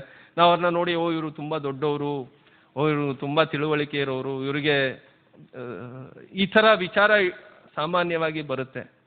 ಆದರೆ ಕಾಶಿಯಲ್ಲಿರ್ಬೋದು, ಇಲ್ಲ ವೃಂದಾವನಗಳಲ್ಲಿರ್ಬೋದು, ಮಥುರಾ ವೃಂದಾವನದ ಜಾಗ ಅಂತ ಒಂದು ತೀರ್ಥಕ್ಷೇತ್ರಗಳಲ್ಲಿ ಭಗವಂತನ ಭಕ್ತರು ಯಾವ ಥರ ಇರ್ತಾರೆ ಅಂತ ಯಾರಿಗೂ ಗೊತ್ತೇ ಆಗೋದಿಲ್ಲ. ಅವರನ್ನು ನೋಡಿದ್ರೆ ಒಳ್ಳೆ ತಿರುಕ, ಏನು ಇಲ್ದಿರ ಇರೋರು, ಏನು ಗೊತ್ತಿಲ್ದಿರ ಇರೋರು ಅಂತ ನಾವು ಅನ್ಕೋತೀವಿ. ಆದರೆ ಅವರು ಮಹಾನ್ ಭಗವಂತನ ಪ್ರಜ್ಞೆಯಲ್ಲಿರ್ತಾರೆ. ಅದರಿಂದ ಅವರು ಭೌತಿಕವಾಗಿ ಯಾವುದೇ ಥರ ವಿಚಾರಗಳು ಅವರು ಯಾವತ್ತೂ ಕೂಡ ಮಾಡೋಕ್ಕೆ ಹೋಗೋದಿಲ್ಲ. ಇದನ್ನು ಯಾವಾಗಲೂ ಪ್ರಜ್ಞೆ ಇಟ್ಕೋಬೇಕು. ನಾವು ಯಾವುದೇ ತೀರ್ಥಕ್ಷೇತ್ರಕ್ಕೆ ಹೋದ್ರೇನು ಕೂಡ ಅಂಥವರು ಯಾರಾದರೂ ಇರಲಿ, ಅವರು ತಿಲಕ್ ಹಾಕಿರ್ಬೋದು, ಹಾಕ್ದಿರ ಇರ್ಬೋದು, ಇನ್ನೊಂದು ಮತ್ತೊಂದು ಅಂತ ಅವ್ರು ಎಲ್ರಿಗೂ ಕೂಡ ನಾವು ಗೌರವದಿಂದ ನಡ್ಕೋಬೇಕೇ ಹೊರತು ಯಾರಿಗೂ ಕೂಡ ನಾವು ತುಚ್ಛವಾಗಿ ವಿಚಾರಗಳನ್ನು ಮಾತಾಡೋದು, ಇಲ್ಲ ಅವ್ರನ್ನ ಕೀಳಾಗಿ ನೋಡೋದು, ಇದನ್ನು ಯಾವತ್ತೂ ಕೂಡ ಮಾಡಬಾರ್ದು. ಅದೇ ಪ್ರಕಾರವಾಗಿ ಇಲ್ಲಿ ಈ ಸಂವರ್ತನ ಎಂಥ ಒಬ್ಬ ದೊಡ್ಡ ವ್ಯಕ್ತಿತ್ವ ಇರೋವಂಥ ವ್ಯಕ್ತಿ ಅಂದರೆ, ಅವರು ಯಜ್ಞಾಚರಣೆ ಮಾಡಿದ್ದಕ್ಕಾಗಿ ಭಗವಂತ ಚಿನ್ನದ ಶಿಖರನೇ ಆ ಒಂದು ಸಂತೃಪ್ತಿಯಾಗಿ ತೊಗೊಂಬಂದು ಇಟ್ಬಿಟ್ರಂತೆ. ಇಲ್ಲಿ ವಿಚಾರ ಹೇಳ್ತಾ ಇದ್ದಾರೆ. ಅದರಿಂದ ಅದಾದ ಮೇಲೆ ಏನಾಯಿತು, ಈ ಸಂವರ್ತನನ್ನ ಕರ್ಕೊಂಡು ಅವ್ರ ರಾಜ್ಯಕ್ಕೆ ಹೋಗ್ತಾರೆ. ರಾಜ್ಯದಲ್ಲಿ ಯಜ್ಞಾಚರಣೆ ಮಾಡೋದಕ್ಕೆ ಎಲ್ಲ ವ್ಯವಸ್ಥೆ ಆಗುತ್ತೆ. ಇದು ಮತ್ತೆ ಬೃಹಸ್ಪತಿಗೆ ಗೊತ್ತಾಗುತ್ತೆ. ಬೃಹಸ್ಪತಿ ವಿಚಾರ ಮಾಡ್ತಾರೆ, ಈ ಯಜ್ಞಾಚರಣೆ ಮಾಡೋದಕ್ಕಿಂತ ಮುಂಚೆ ಮರುತ ಮಹಾರಾಜನ ಹತ್ರ ಸಂವರ್ತನ ಹೇಳ್ತಾರೆ. ಏನು ಹೇಳ್ತಾರಪ್ಪ ಅಂದರೆ, ಯಾವುದೇ ಸಮಯದಲ್ಲಿ ಯಜ್ಞ ದೀಕ್ಷೆ ತಗೊಂಡ್ಮೇಲೆ ಯಾವುದೇ ಸಮಯದಲ್ಲಿ ನೀನು ಹಿಂದಕ್ಕೆ ಹೋಗ್ಬಾರ್ದು. ಎಂಥ ಪರಿಸ್ಥಿತಿ ಬಂದ್ರೇನು ಕೂಡ ನೀನು ಎದುರಿಸ್ಕೊಂಡು ನಿಂತ್ಕೊಂಡು ಈ ಯಜ್ಞಾಚರಣೆ ಮಾಡಬೇಕಾಗತ್ತೆ. ಇದಕ್ಕೆ ನೀನು ಒಪ್ಪಿದ್ರೆ ನಾನು ಬಂದು ಏನು ಮಾಡ್ತೀನಿ, ಯಜ್ಞಾಚರಣೆ ಮಾಡ್ತೀನಿ ಅಂತ. ಮರುತ ಮಹಾರಾಜರು ಕೂಡ ಅದಕ್ಕೆ ಒಪ್ಕೋತಾರೆ. ಎಂಥ ಪರಿಸ್ಥಿತಿ ಬರಲಿ, ಆದರೆ ನಾನು ಅದರಿಂದ ಯಾವತ್ತೂ ಕೂಡ ಹಿಂದಕ್ಕೆ ಹೋಗೋದಿಲ್ಲ ಅಂತ. ಅದೇ ಪ್ರಕಾರವಾಗಿ ಇಲ್ಲೇನಾಯಿತು, ಯಾವಾಗ ಬೃಹಸ್ಪತಿಗೆ ಈ ವಿಚಾರ ಗೊತ್ತಿರುತ್ತಲ್ವ, ಯಾಕೆಂದರೆ ಬೃಹಸ್ಪತಿಗೂ ಈ ಸಂವರ್ತನ ಇಬ್ಬರೂ ಅಣ್ಣ ತಮ್ಮಂದಿರು, ಅವರಿಬ್ಬರಿಗೆ ಯಾವುದೋ ಒಂದು ಕಲಹ ಆಗಿರುತ್ತೆ. ಅದರಿಂದ ಇವರನ್ನ ಮನೆ ಬಿಟ್ಟು ಸ್ವರ್ಗದ ಬಿಟ್ಟು ಇವರನ್ನ ಓಡಿಸಿರ್ತಾರೆ. ಮತ್ತೆ ಇದು ಯಾವಾಗ ಗೊತ್ತಾಗುತ್ತೋ ಮತ್ತೆ ಬೃಹಸ್ಪತಿಗೆ ವಿಚಾರ ಬರುತ್ತೆ. ಮತ್ತೆ ಇಂದ್ರನ ಹತ್ರಕ್ಕೆ ಹೋಗಿ ಹೇಳ್ತಾರೆ, ನೋಡು ನೀನು ನನ್ನನ್ನು ಪುರೋಹಿತ್ಯದಿಂದ ದೂರ ಇಟ್ಟೆ, ಆದರೆ ಇವಾಗ ಸಂವರ್ತನನ್ನ ಆ ಒಂದು ಸ್ಥಳಕ್ಕೆ ತಂದಿದ್ದಾರೆ, ಇದು ನನಗೆ ಸ್ವಲ್ಪನೂ ಕೂಡ ಇಷ್ಟ ಇಲ್ಲ ಅಂತ. ಆವಾಗ ಇಂದ್ರದೇವರು ಏನು ಮಾಡ್ತಾರೆ ಅಂದರೆ ಅಗ್ನಿನ ಕಳಿಸ್ತಾರೆ. ಫಸ್ಟು ಅಗ್ನಿನ ಕಳಿಸಿ ಏನು ಮಾಡ್ತಾರೆ, ಇವಾಗ ಏನು ಮರುತ ಮಹಾರಾಜರ ಹತ್ರಕ್ಕೆ ಹೋಗು, ಈ ಯಜ್ಞಾಚರಣೆ ಮಾಡೋದಕ್ಕೆ ಬೃಹಸ್ಪತಿಗಳು ಬರ್ತಾ ಇದ್ದಾರೆ, ಇಂದ್ರ ಹೇಳಿದ್ದಾನೆ ಅಂತ ಹೇಳ್ತಾರೆ. ಮತ್ತೆ ಮರುತ ಹತ್ರಕ್ಕೆ ಬಂದಾಗ ಅಗ್ನಿಗೆ ತುಂಬ ಚೆನ್ನಾಗಿ ಗೌರವದಿಂದ ಕರೆದು ಕುಂಡ್ರಿಸಿ ಎಲ್ಲ ಮಾತಾಡ್ತಾರೆ. ಮತ್ತೆ ಇದು ಚರ್ಚೆ ನಡಿಬೇಕಂದ್ರೆ ಹೇಳ್ತಾರೆ, ಬೃಹಸ್ಪತಿಗಳು ಬರ್ತಾರೆ ನಿನ್ನ ಯಜ್ಞಕ್ಕೆ, ಅವರೇ ಪುರೋಹಿತ್ಯನ ತಗೋತಾರೆ ಅಂತ. ಅವಾಗ ಮರುತ ಅದನ್ನು ಒಪ್ಪಲ್ಲ. ಯಾವಾಗ ಒಪ್ಪಲ್ವೋ ಅವಾಗ ಅಗ್ನಿದೇವರಿಗೂ ಕೋಪ ಬರುತ್ತೆ. ಆ ಕೋಪನ ಯಾರು ನಷ್ಟ ಮಾಡ್ತಾರಪ್ಪ ಅಂದರೆ ಮತ್ತೆ ಸಂವರ್ತನ ಏನು ಹೇಳ್ತಾರೆ ಅಂದರೆ, ನೀನೇನಾದರೂ ಹೆಚ್ಚಿಗೆ ಇನ್ನೇನಾದರೂ ಮಾತಾಡೋಕ್ಕೆ ಶುರು ಮಾಡಿದ್ರೆ ನಿನ್ನನ್ನು ಸುಟ್ಟು ಬೂದಿ ಮಾಡಿಬಿಡ್ತೀನಿ ಅಂತಾರೆ. ಅಗ್ನಿನೇ ಸುಟ್ಟು ಬೂದಿ ಮಾಡ್ತೀನಿ ಅನ್ನುವಷ್ಟು ಶಕ್ತಿ ಯಾರಲ್ಲಿದೆ, ಸಂವರ್ತನದಲ್ಲಿರುತ್ತೆ. ಅದಾದ ಮೇಲೆ ಏನಾಯಿತು, ಅಲ್ಲಿಂದ ಅವರು ಅಗ್ನಿ ವಾಪಸ್ಸು ಇಂದ್ರದೇವರ ಹತ್ರಕ್ಕೆ ಹೋಗ್ತಾರೆ. ಇಂದ್ರನ ಹತ್ರ ಹೇಳ್ತಾರೆ ಈ ಥರ ಎಲ್ಲ ನಡೀತು ಅಂತ. ಇಂದ್ರದೇವರು ಹೇಳ್ತಾರೆ, ನೀನು ಅಗ್ನಿ ನಿನ್ನನ್ನು ಯಾರಾದರೂ ಸುಟ್ಟಾಕ್ಬೋದಾ ಅಂದರೆ, ಇಲ್ಲ ನನಗೆ ಗೊತ್ತಿದೆ ಬ್ರಾಹ್ಮಣರದ್ದು ಶಕ್ತಿ ಏನಿದೆ ಅಂತ, ಅಂಥವ್ರ ಎದುರುಗಡೆ ನಾನು ಯಾವತ್ತೂ ಕೂಡ ನಾನು ಹೋಗಕ್ಕೆ ಸಾಧ್ಯ ಇಲ್ಲ ಅಂತ ಅದನ್ನು ರಿಜೆಕ್ಟ್ ಮಾಡ್ತಾರೆ. ಮತ್ತೆ ಹೋಗಕ್ಕೆ ಕೇಳ್ತಾರೆ, ಮತ್ತೆ ರಿಜೆಕ್ಟ್ ಮಾಡ್ತಾರೆ. ಅದಾದಮೇಲೆ ಒಬ್ಬ ಗಂಧರ್ವನನ್ನು ಕರೀತಾರೆ. ಆ ಗಂಧರ್ವನೇ ಯಾರಪ್ಪ ಅಂದರೆ ಧೃತರಾಷ್ಟ್ರ ಅಂತ ಅವ್ರ ಹೆಸರು. ಈ ಧೃತರಾಷ್ಟ್ರ ಆ ಧೃತರಾಷ್ಟ್ರ ಅಲ್ಲ, ಗೊತ್ತಿಲ್ಲ ನನಗೆ, ಆದರೆ ಧೃತರಾಷ್ಟ್ರ ಅಂತ ಅವ್ರ ಹೆಸರು. ಆ ಧೃತರಾಷ್ಟ್ರನನ್ನ ಕರೆದು ಏನು ಮಾಡ್ತಾರಪ್ಪ ಅಂದರೆ, ನೀನು ಹೋಗಿ ಹೇಳು ಬೃಹಸ್ಪತಿಗಳು ಬರ್ತಾ ಇದ್ದಾರೆ. ಮತ್ತೆ ಇವರು ಯಾವಾಗ ಹೋಗ್ತಾರಲ್ವಾ ಅವಾಗ ಇವ್ರಿಗೆ ಗೊತ್ತಿರಲ್ಲ ಅಗ್ನಿ ಹೋಗಿರೋದು. ಆದರೆ ಇದನ್ನು ಹೋಗಿ ಮತ್ತೆ ಅವರು ವಿಚಾರಗಳನ್ನ ಮುಂದೆ ಇಟ್ಟಾಗ ಅವರಿಗೆ ತುಂಬ ಕೋಪ ಬಂದು ಅವ್ರಿಗೇನು ಮಾಡ್ತಾರೆ, ಅವ್ರಿಗೆ ಮತ್ತೆ ಬೈದು ಕಳಿಸ್ತಾರೆ. ಇದೆಲ್ಲ ಆದಮೇಲೆ ಏನು ಮಾಡಬೇಕು, ಇವಾಗ ಯಜ್ಞಾಚರಣೆ ಮಾಡಬೇಕು, ಇದೆಲ್ಲ ಪರಿಸ್ಥಿತಿ ಇದೆ. ಇಂಥ ಪರಿಸ್ಥಿತಿಯಲ್ಲಿ ಯಾಕೆಂದರೆ ದೇವತೆಗಳನ್ನು ದ್ವೇಷ ಮಾಡಿಕೊಂಡು ಯಾವುದೇ ಯಜ್ಞಾಚರಣೆ ಮಾಡಬಾರ್ದು ಅನ್ನೋದು ಮರುತ್ತನ ರಾಜನಲ್ಲಿ ಒಂದು ವಿಚಾರ ಇರುತ್ತೆ. ಅದರಿಂದ ಮತ್ತೆ ಈ ಸಂವರ್ತನ ಏನು ಮಾಡ್ತಾನೆ, ಎಲ್ಲ ದೇವತೆಗಳನ್ನು ಅವರ ಆಹ್ವಾನ ಕೊಡ್ತಾರೆ. ಆವಾಗ ಈ ಎಲ್ಲ ದೇವತೆಗಳು ಬಂದು ಆ ಒಂದು ಆ ಒಂದು ಸಮರ್ಪಣೆ ಮಾಡ್ತಾರಲ್ಲ ಯಜ್ಞದಲ್ಲಿ, ಅದನ್ನೆಲ್ಲನೂ ಕೂಡ ಅವರು ಸ್ವೀಕರಿಸ್ತಾರೆ. ಈ ಥರ ಮರುತ್ತ ಮಹಾರಾಜರು ಈ ಒಂದು ಯಜ್ಞನ ಆಚರಣೆ ಮಾಡಿದ್ರು ಅನ್ನೋದು ಮಹಾಭಾರತದಲ್ಲಿದೆ. ಅದರಿಂದ ಈ ಸಂವರ್ತನದಿಂದ ಹಿಮಾಲಯದಲ್ಲಿ ಶಿವ ಪಾರ್ವತಿಯರು ಒಂದು ಸ್ಥಳದಲ್ಲಿದ್ದಾರೆ. ಆ ಸ್ಥಳದಲ್ಲಿ ಏರಳವಾಗಿರೋದು ಚಿನ್ನ ಬೆಟ್ಟಗಳಿದೆ. ಅಲ್ಲಿಂದ ನೀನೇನು ಮಾಡು, ಚಿನ್ನನ ತಗೊಂಬಂದು ಈ ಯಜ್ಞಕ್ಕೆ ಉಪಯೋಗಿಸುವಂತ ಈ ಸಂವರ್ತನನೇ ಹೇಳ್ತಾರೆ. ಮತ್ತೆ ಅವ್ರು ಅಲ್ಲಿಗೆ ಹೋಗ್ತಾರೆ. ಅಲ್ಲಿಗೆ ಹೋಗಿ ಭಗವಂತ ಶಿವನನ್ನ ಪ್ರಾರ್ಥನೆ ಮಾಡಿ ಅಲ್ಲಿಂದ ಅಪಾರವಾಗಿರೋದು ಆ ಒಂದು ರಾಶಿ ರಾಶಿ ಚಿನ್ನನ ಬೆಟ್ಟದ ರೂಪದಲ್ಲಿ ಎತ್ಕೊಂಡು ಬರ್ತಾರೆ. ಎತ್ಕೊಂಡು ಬಂದು ಈ ಯಜ್ಞ ವೇದಿಕೆನ ಯಾವ ಥರ ನಿರ್ಮಾಣ ಮಾಡಿದ್ದಾರೆ ಅಂದರೆ, ಇಲ್ಲಿ ಯಜ್ಞ ವೇದಿಕೆನ ಚಿನ್ನದಿಂದ ನಿರ್ಮಾಣ ಮಾಡಿದ್ದಾರೆ. ಮತ್ತೆ ದೇವತೆಗಳಿಗೆ ಬಂದವರಿಗೆ ಎಲ್ರಿಗೂ ಕೂಡ ಎಷ್ಟು ಸಮೃದ್ಧವಾಗಿ ಅವರಿಗೆ ಏನು ಬೇಕು ಅದನ್ನ ಇವರು ಕೊಟ್ಟರಂತೆ. ಇದರಿಂದ ದೇವತೆಗಳೆಲ್ಲರೂ ಕೂಡ ತೃಪ್ತರಾದರು. ಮತ್ತೆ ಬ್ರಾಹ್ಮಣರಿಗೆ ಸಾಕಷ್ಟು ಚಿನ್ನಗಳನ್ನು ಅವರು ದಾನ ಕೊಟ್ಟರು. ಮತ್ತೆ ಪ್ರತಿದಿನ ಅವರು ದಾನ ಕೊಡ್ತಾ ಹೋದ್ರು. ವಾಹನಗಳನ್ನು, ಅವ್ರಿಗೆ ಬೇಕಾಗಿರೋ ತಟ್ಟೆಗಳನ್ನು, ಇನ್ನೊಂದು ಮತ್ತೊಂದು ಎಲ್ಲ ಚಿನ್ನದಿಂದ ನಿರ್ಮಾಣ ಮಾಡಿರುವಂಥ ವಸ್ತುಗಳನ್ನು ಈ ಮರುತ್ತ ಮಹಾರಾಜರು ದಾನಗಳನ್ನ ಕೊಡ್ತಾ ಇದ್ರಂತೆ. ಈ ಎಲ್ಲದರಿಂದ ಎಷ್ಟು ಅವರು ಫೇಮಸ್ ಆಗಿದ್ರು ಅಂದರೆ, ದೇವಾನುದೇವತೆಗಳು ಅವರ ಅರಮನೆಗೆ ರೆಗ್ಯುಲರ್ ಆಗಿ ಬರೋರು, ಪಿತೃಲೋಕದಿಂದ ರೆಗ್ಯುಲರ್ ಆಗಿ ಬಂದು ಹೋಗ್ತಾ ಇದ್ರಂತೆ. ಇದು ಈ ದೇಶದಲ್ಲಿ ರಾಜ್ಯ ನಡೆಸಿರುವಂಥ ಒಬ್ಬ ಮಹಾನ್ ಚಕ್ರವರ್ತಿದು ಕಥೆ. ಇದು ಸಾಮಾನ್ಯ ಆಗಿರೋದು ಕಥೆ ಅಲ್ಲ, ನಮ್ಮ ಇತಿಹಾಸ ಇದು. ನಮ್ಮ ಇತಿಹಾಸ ಇವತ್ತಿನ ದಿನ ಯಾರಿಗೆ ಗೊತ್ತಿಲ್ಲ. ಇದನ್ನು ನಮ್ಮ ಮಕ್ಕಳಿಗೆ ಯಾವತ್ತೂ ಕಲಿಸ್ತಾನೆ ಇಲ್ಲ. ಮೊಘಲರು ಬಂದರು, ಅವನು ಯಾರು ಬ್ರಿಟಿಷರಲ್ಲ, ಅವರಿಂದ ಹಿಂದ್ಗಡೆ ಇದ್ರಲ್ಲ, ಗಜನಿ ಮೊಹಮ್ಮದ್ ಬಂದ, ಅವನು ಬಂದ, ಇಷ್ಟು ಸಲ ಯುದ್ಧ ಮಾಡ್ದ, ಈ ದೇಶನ ದೊರಡೆ ಮಾಡ್ಕೊಂಡು ಹೋದ. ಈ ವಿಚಾರಗಳನ್ನು ನಮ್ಮ ಮಕ್ಕಳಿಗೆ ಹೇಳ್ಕೊಡ್ತಾ ಇದ್ದಾರೆ ಹೊರತು, ನಮ್ಮ ಮಕ್ಕಳಿಗೆ ಹೇಳ್ಕೊಡ್ಬೇಕಾಗಿರೋದು ನಮ್ಮ ರಾಜ್ಯ, ನಮ್ಮ ಎಷ್ಟು ಸಮೃದ್ಧ ಆಗಿರೋ ಮಹಾರಾಜರು ಈ ಜಗತ್ತಲ್ಲಿ ಬಂದು ಹೋಗಿದ್ದಾರೆ, ಅವ್ರು ಯಾವ ಥರ ಜೀವನ ನಡೆಸಿದ್ದಾರೆ ಅನ್ನೋದನ್ನ ತಿಳುವಳಿಕೆ ಕೊಡಬೇಕಾಗಿರೋದು. ವಿಚಾರಗಳನ್ನ ಬಿಟ್ಟು ಇವತ್ತಿಂಥ ವಿಚಾರಗಳು ನಮ್ಮ ಮಕ್ಕಳು ಮುಂದೆ ಇಟ್ಟಿದ್ದಾರೆ. ಅದರಿಂದ ನಾವು ಏನು ಯೋಚನೆ ಮಾಡ್ತಾ ಇದ್ದೀವಿ, ನಮ್ಮಲ್ಲೇನು ಅಷ್ಟೊಂದು ಶಕ್ತಿನೇ ಇಲ್ಲ, ಇವರೆಲ್ಲರೂ ಕೂಡ ಯುದ್ಧ ಮಾಡಿ ನಮ್ಮ ದೇಶನ ದೋಚ್ಕೊಂಡು ಹೋಗಿದ್ದಾರೆ, ಇಷ್ಟೇ ವಿಚಾರ ನಮಗೆ ಗೊತ್ತು. ನಮ್ಮ ದೇಶದ ಎಷ್ಟು ಸಮೃದ್ಧವಾಗಿದೆ, ರಾಜರು ಯಾವ ಥರ ಜೀವನ ನಡೆಸಿದ್ದಾರೆ, ಆತ್ಮಸಾಕ್ಷಾತ್ಕಾರ ಯಾವ ಥರ ಪಡ್ಕೊಂಡಿದ್ದಾರೆ, ಇದರದ್ದು ವಿಚಾರಗಳು ಇಲ್ಲ. ಅದರಿಂದ ಇಲ್ಲೇನು ಹೇಳ್ತಾ ಇದ್ದಾರೆ, ಅಂಥ ಮರುತ್ತ ಮಹಾರಾಜ ಅವನು ಅವರ ಹೆಂಡತಿ, ಮಕ್ಕಳು, ಪ್ರಜೆಗಳು ಎಲ್ಲರೂ ಸೇರಿ 1000 ವರ್ಷ ಈ ಒಂದು ಭೂಮಿನ ಆಳ್ವಿಕೆ ಮಾಡ್ಕೊಂಡು ಹೋದ್ರಂತೆ. ಅದನ್ನು ಕೂಡ ಇಲ್ಲಿ ಮರುತ್ತ ಮಹಾರಾಜರಿಗೆ ಯಾವಾಗೂ ವಯಸ್ಸೇ ಆಗಿಲ್ಲ ಅಂತ ಹೇಳ್ತಾರೆ. ಅವ್ನು ಮಾಡಿರೋ ಈ ಒಂದು ತಪಸ್ಸು ಯಜ್ಞಕ್ಕಾಗಿ ಅವನ ದೇಹ ಯಾವ ಥರ ಆಯ್ತು ಅಂದರೆ, ವಯಸ್ಸೇ ಆಗ್ದಿರ ಇರೋವಂಥ ಒಂದು ದೇಹ ಪ್ರಾಪ್ತಿ ಆಗಿತ್ತು. ಮತ್ತೆ ಅವ್ರ ಮಗನನ್ನ ಇಲ್ಲಿ ಯಾರಿಗೆ ಮದುವೆ ಮಾಡಿ ಕೊಟ್ಟರು, ಅಂಗೀರ ಮಹರ್ಷಿಗಳಿಗೆ ಮದುವೆ ಮಾಡಿ ಕೊಟ್ಟರು. ಮತ್ತೆ ಆ ಅಂಗೀರನ ಆಶೀರ್ವಾದದಿಂದ ಇಲ್ಲಿ ಸಮೃದ್ಧವಾಗಿ ರಾಜ್ಯ ನಡೆಸಿದ ಮೇಲೆ ಅವರು ಏನಾಗಿದ್ದಾರೆ, ಮತ್ತೆ ಅವರು ಅಂದರೆ ಸ್ವರ್ಗಲೋಕದಲ್ಲಿ ಅವರಿಗೆ ಮತ್ತೆ ಒಂದು ಸ್ಥಾನ ಪ್ರಾಪ್ತಿಯಾಗಿದೆ. ಇವತ್ತು ಕೂಡ ಈ ಮರುತ್ತ ಮಹಾರಾಜರು ಸ್ವರ್ಗಲೋಕಗಳಲ್ಲಿ ಅವರ ಜೀವನನ ನಡೆಸ್ಕೊಂಡು ಸಮೃದ್ಧವಾಗಿ ಜೀವನ ನಡೆಸ್ತಾ ಇದ್ದಾರೆ.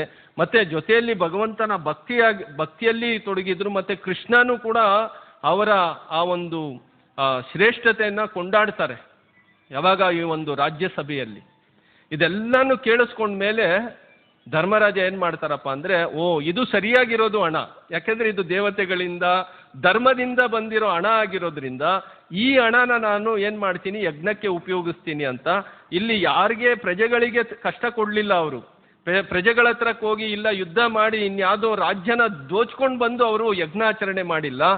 ಈ ಥರ ಏನು ಹಣ ಇತ್ತೋ ಆ ಹಣನ ಅರ್ಜುನ ಮತ್ತು ಭೀಮನನ್ನು ಕಳಿಸಿ ಮತ್ತೆ ಅಲ್ಲಿಂದ ಆ ಹಣನ ತರಿಸಿ ಏನು ಮಾಡ್ತಾರೆ, ಯಜ್ಞಾಚರಣೆ ಮಾಡಿದ್ರು. ಇಷ್ಟೂ ವಿಚಾರಗಳನ್ನು ಈ ಒಂದು ಶ್ಲೋಕದಲ್ಲಿ ಪ್ರಭುಪಾದರು ತುಂಬ ಚೆನ್ನಾಗಿ ಭಾವಾರ್ಥದಲ್ಲಿ ತಿಳುವಳಿಕೆ ಕೊಟ್ಟರು. ಆದರೆ ಈ ಯುಗದಲ್ಲಿ ವಿಶೇಷವಾಗಿ ಇಲ್ಲಿ ಯಜ್ಞಾಚರಣೆ ಮಾಡಬೇಕು ಅಂದರೆ ಒಬ್ಬ ಸಮೃದ್ಧ ಆಗಿರೋ ತಿಳುವಳಿಕೆ ಇರೋ ಅಂಥ ಒಬ್ಬ ಸಂವರ್ತನ ಅನ್ನೋ ಒಬ್ಬ ಬ್ರಾಹ್ಮಣ ಬೇಕು. ಆ ಬ್ರಾಹ್ಮಣನಿಂದನೇ ಇಷ್ಟೊಂದು ದೊಡ್ಡ ಯಜ್ಞ ಆಚರಣೆ ಮಾಡೋದಕ್ಕೆ ಸಾಧ್ಯ ಐತೆ ಹೊರತು, ಆದರೆ ಇವತ್ತಿನ ದಿನ ಯಾರು ಬ್ರಾಹ್ಮಣರು ಅಂತ ಏನು ವಿಚಾರ ನಾವು ಮುಂದೆ ಇಟ್ಕೊಂಡು ಹೋಗ್ತೀವೋ ಅವರಲ್ಲಿ ಇದು ಯಾವುದೇ ಥರ 9 ಸೂತ್ರಗಳಿದೆಯಲ್ಲ, ಆ 9 ಸೂತ್ರಗಳಲ್ಲಿ ಯಾವುದೇ ಥರ ವಿಚಾರಗಳು ಅವರಲ್ಲೂ ಕೂಡ ಇಲ್ಲ. ಸುಳ್ಳು ಹೇಳೋದು, ಮೋಸ ಮಾಡೋದು, ಬೇರೆಯವ್ರ ಬಗ್ಗೆ ಅಸೂಯೆ ಇಟ್ಕೊಂಡಿರೋದು, ಈ ಎಲ್ಲ ವಿಚಾರಗಳು ಯಾರ ಹೃದಯದಲ್ಲಿರುತ್ತೋ ಅವ್ರು ಯಾವತ್ತೂ ಕೂಡ ಯಾವುದೇ ಥರ ಯಜ್ಞ ಆಚರಣೆ ಮಾಡೋದಕ್ಕೆ ಯೋಗ್ಯ ಆಗಿರೋದಿಲ್ಲ, ಮತ್ತು ಅಂಥ ಯಜ್ಞಗಳಿಂದ ಫಲನೂ ಪ್ರಾಪ್ತಿ ಆಗೋದಿಲ್ಲ. ಅದರಿಂದ ಇಲ್ಲಿ ಕಲಿಯುಗದಲ್ಲಿ ನಮಗೆ ನಮ್ಮ ಪರಿಸ್ಥಿತಿಗೆ ವಿಚಾರ ಇಟ್ಕೊಂಡೇ ಚೈತನ್ಯ ಮಹಾಪ್ರಭು ಸುಲಭ ಆಗಿರೋದು ನಮಗೆ ಏನು ಕೊಟ್ಟಿದ್ದಾರೆ? ಸಂಕೀರ್ತನೆ ಯಜ್ಞ ಕೊಟ್ಟಿದ್ದಾರೆ. ಈ ಸಂಕೀರ್ತನೆ ಯಜ್ಞದಲ್ಲಿ ಯಾರಾದರೂ ತೊಡಗಿದ್ರೆ ಅವ್ರ ಜೀವನನೂ ಕೂಡ ಏನಾಗುತ್ತೆ? ಇದೇ ಪ್ರಕಾರವಾಗಿ ಪ್ರಾಮಾಣಿಕವಾಗಿ ಅಪರಾಧಗಳಿಲ್ದಿರ ಯಾವಾಗ ಜಪ ಮಾಡ್ತಾ ಭಕ್ತರ ಜೊತೆಯಲ್ಲಿದ್ದು ಭಗವಂತನ ವಿಚಾರಗಳನ್ನು, ಭಾಗವತ ವಿಚಾರಗಳನ್ನು ಯಾರು ಕೇಳಿಸ್ಕೋತಾರೋ ಅವ್ರು ಮಾತ್ರನೇ ಅವ್ರ ಜೀವನ ಇಲ್ಲಿ ಸಮೃದ್ಧವಾಗಿ ಒಳ್ಳೆ ಧಾರ್ಮಿಕವಾಗಿ ಜೀವನ ನಡೆಸು, ಮತ್ತೆ ಈ ದೇಹ ಬಿಟ್ಟ ಮೇಲೂ ಕೂಡ ಅವನು ಭಗವಂತನ ಹತ್ರಕ್ಕೆ ವಾಪಸ್ ಹೋಗೋದಕ್ಕೆ ಒಂದು ಅನುಗ್ರಹ ಪ್ರಾಪ್ತಿ ಆಗುತ್ತೆ ಅನ್ನೋದು ವಿಚಾರ ಇಲ್ಲಿ ತಿಳುವಳಿಕೆ ಕೊಡ್ತಾ ಇದ್ದಾರೆ. ಅದರಿಂದ ಯಜ್ಞ ಯಾವಾಗಲೂ ಮಾಡಬೇಕು. ಅದಕ್ಕೆ ಭಗವದ್ಗೀತೆಯಲ್ಲಿ ಏನು ಹೇಳ್ತಾ ಇದ್ದಾರೆ? ಯಜ್ಞಾರ್ಥಾರ್ಥ ಕರ್ಮಣ್ಯೋ ಅನ್ಯತ್ರ ಲೋಕಾಯಂ ಕರ್ಮ ಬಂಧನ. ಯಜ್ಞಾಚರಣೆ ಮಾಡ್ದಿರಾ ಒಬ್ಬ ವ್ಯಕ್ತಿ ಯಾವತ್ತೂ ಕೂಡ ಈ ಒಂದು ಭೌತಿಕ ಬಂಧನದಿಂದ ಬಿಡುಗಡೆ ಪಡೆಯೋಕ್ಕಾಗಲ್ಲ. ಯಜ್ಞದ ಉದ್ದೇಶನೇ ಏನಪ್ಪ ಅಂದ್ರೆ ಈ ಕರ್ಮ ಬಂಧನದಿಂದ ನಮ್ಮನ್ನ ಬಿಡುಗಡೆ ಮಾಡುತ್ತೆ. ಅಂತ ಒಂದು ಯಜ್ಞಗಳನ್ನ ಈ ಒಂದು ನಮ್ಮ ಇತಿಹಾಸದಲ್ಲಿ ರಾಜ ಮಹಾರಾಜರು ಪ್ರತಿಯೊಬ್ಬರನ್ನು ಕೂಡ ಆಚರಣೆ ಮಾಡ್ಕೊಂಡು ಬಂದಿದ್ದಾರೆ. ಆಯಾ ಯುಗಗಳಲ್ಲಿ ಏನೇನು ಯಜ್ಞ ಆಚರಣೆ ಮಾಡಬೇಕು ಆ ಯಜ್ಞಗಳನ್ನ ವಿಶೇಷವಾಗಿ ಅವರು ಮಾಡ್ತಾ ಇದ್ರು, ಮತ್ತೆ ಎಲ್ಲ ಪ್ರಜೆಗಳ ಕೈಯಲ್ಲೂ ಕೂಡ ಇದನ್ನ ಮಾಡಿಸ್ತಾ ಇದ್ರು. ಅದಕ್ಕೆ ಆವತ್ತಿನ ದಿನ ಈ ತರ ಇಷ್ಟೊಂದು ಸಮೃದ್ಧಿ ಆಗಿರೋದು ರಾಜ್ಯ ಇರೋದಕ್ಕೆ ಸಾಧ್ಯ ಆಯಿತು. ಅದೇ ಥರ ಈ ಕಲಿಯುಗದಲ್ಲೂ ಕೂಡ ನಾವು ಕಲೋತದ್ ಹರಿಕೀರ್ತನ, ಕಲಿಯುಗದಲ್ಲಿ ಯಜ್ಞಾಚರಣೆ ಯಾವುದಪ್ಪ ಅಂದರೆ ಯುಗಧರ್ಮ ಯಾವುದು ಅಂದರೆ ಅದು ಹರಿನಾಮ ಸಂಕೀರ್ತನೆ. ಈ ಹರಿನಾಮ ಸಂಕೀರ್ತನೆಯಲ್ಲಿ ನಾವೆಲ್ಲರೂ ಕೂಡ ಏನು ಮಾಡಬೇಕು? ತೊಡಗಬೇಕು.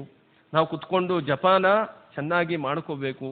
ಇದೇ ನಮ್ಮನ್ನ ಯಜ್ಞಾಚರಣೆ ಮಾಡೋದು. ಮತ್ತೆ ಈ ಯಜ್ಞದಿಂದಾನೇ ಏನಾಗುತ್ತಪ್ಪ ಅಂದರೆ ಕರ್ಮ ಬಂಧನದಿಂದ ನಮಗೆ ಬಿಡುಗಡೆ ಆಗುತ್ತೆ. ಅನ್ಯತ್ರ ಲೋಕಾಯಂ ಕರ್ಮ ಬಂಧನ. ಇದು ಬಿಟ್ಟು ಬೇರೆ ಏನೆಲ್ಲ ಯೋಚನೆ ಮಾಡ್ತೀವಿ, ಏನೆಲ್ಲ ಮಾಡ್ತಾ ಇದೀವೋ ಅದು ನಮ್ಮನ್ನ ಕರ್ಮ ಬಂಧನದಲ್ಲಿ ಸಿಕ್ಸಾಕತ್ತೆ ಅನ್ನೋದೇ ವಿಚಾರ ಇಲ್ಲಿ ಪ್ರಭುಪಾದರು ತಿಳುವಳಿಕೆ ಕೊಡ್ತಾ ಇದ್ದಾರೆ. ಇಲ್ಲಿಗೆ ನಾವು ಇವತ್ತು ಈ ಒಂದು ಪ್ರವಚನನ ನಿಲ್ಲಿಸ್ತಾ ಇದ್ದೀವಿ.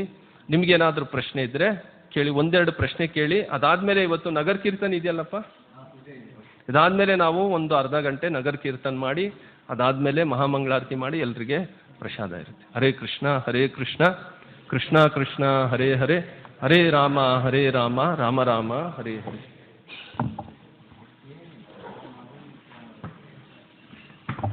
ಯಾರಿಗಾದ್ರೂ ಏನಾದ್ರೂ ಪ್ರಶ್ನೆ ಇದೆಯಾ?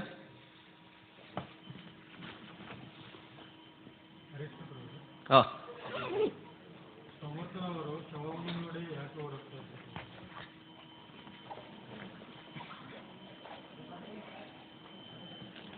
ಅದ್ರ ಬಗ್ಗೆ ನಾನೇನು ಮಹಾಭಾರತ ವಿಚಾರದಲ್ಲಿ ಏನು ಓದಿದ್ದೀನೋ ಅದ್ರ ಬಗ್ಗೆ ಏನು ವರ್ಣನೆ ಮಾಡಿಲ್ಲ.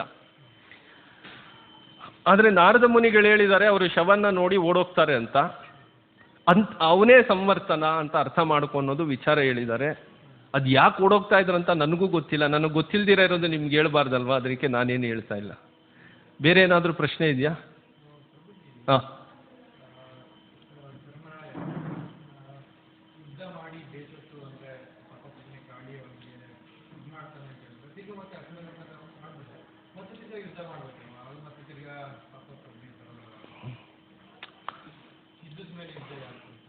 ಅಂದ್ರೆ ಈ ಅಶ್ವಮೇಧ ಯಜ್ಞ ಮಾಡಿದ ತಕ್ಷಣ ಯುದ್ಧ ಮಾಡಲೇಬೇಕು ಅನ್ನೋದೇನು ವಿಚಾರ ಇಲ್ಲ ಅಲ್ಲಿ. ಕೆಲವೊಂದ್ಸಲಿ ಏನಾಗುತ್ತೆ, ಅಶ್ವಮೇಧ ಯಜ್ಞನ ಆಚರಣೆ ಮಾಡೋದಕ್ಕಾಗಿ ಕುದುರೆಗಳನ್ನು ಏನು ಮಾಡ್ತಾರೆ ಅವರು, ಎಲ್ಲ ರಾಜ್ಯಗಳಲ್ಲಿ ಅವರು ಅದನ್ನ ಪರ್ಯಟನೆ ಮಾಡಿಸ್ತಾರೆ. ಈ ಥರ ಅಶ್ವಮೇಧ ಯಜ್ಞ ಇದೆ, ನೀವು ಕೂಡ ಇದರಲ್ಲಿ ಬಂದು ಭಾಗವಹಿಸಬೇಕು ಅನ್ನೋದು ಆ ಒಂದು ಆಹ್ವಾನದ ಜೊತೆಯಲ್ಲಿ. ಅಶ್ವಮೇಧ ಯಜ್ಞ ಯಾರು ಮಾಡ್ಬೋದಪ್ಪ ಅಂದರೆ ಯಾರು ಚಕ್ರವರ್ತಿ ಆಗಿರ್ತಾನೆ ಅವನೇ ಅಶ್ವಮೇಧ ಯಜ್ಞ ಮಾಡಬೇಕು. ಯಾರೋ ಒಬ್ಬ ರಾಜ ಅಶ್ವಮೇಧ ಯಜ್ಞ ಮಾಡಂಗಿಲ್ಲ. ಇಡೀ ಪ್ರಪಂಚಕ್ಕೆ ಯಾರು ಚಕ್ರವರ್ತಿಗಳಾಗಿರ್ತಾರೋ ಅವರೇ ರಾಜ್ಯನ ಅಂದರೆ ಅಶ್ವಮೇಧ ಯಜ್ಞ ಮಾಡಬೇಕಾಗತ್ತೆ. ಅದರಿಂದ ಇಂಥ ಒಂದು ತೀರ್ಮಾನ ತಗೊಳೋದಕ್ಕಾಗಿ ಮಾತ್ರನೇ ಕುದುರೆಗಳನ್ನು ಎಲ್ಲ ರಾಜ್ಯದ ಮೇಲೆ ಅವರು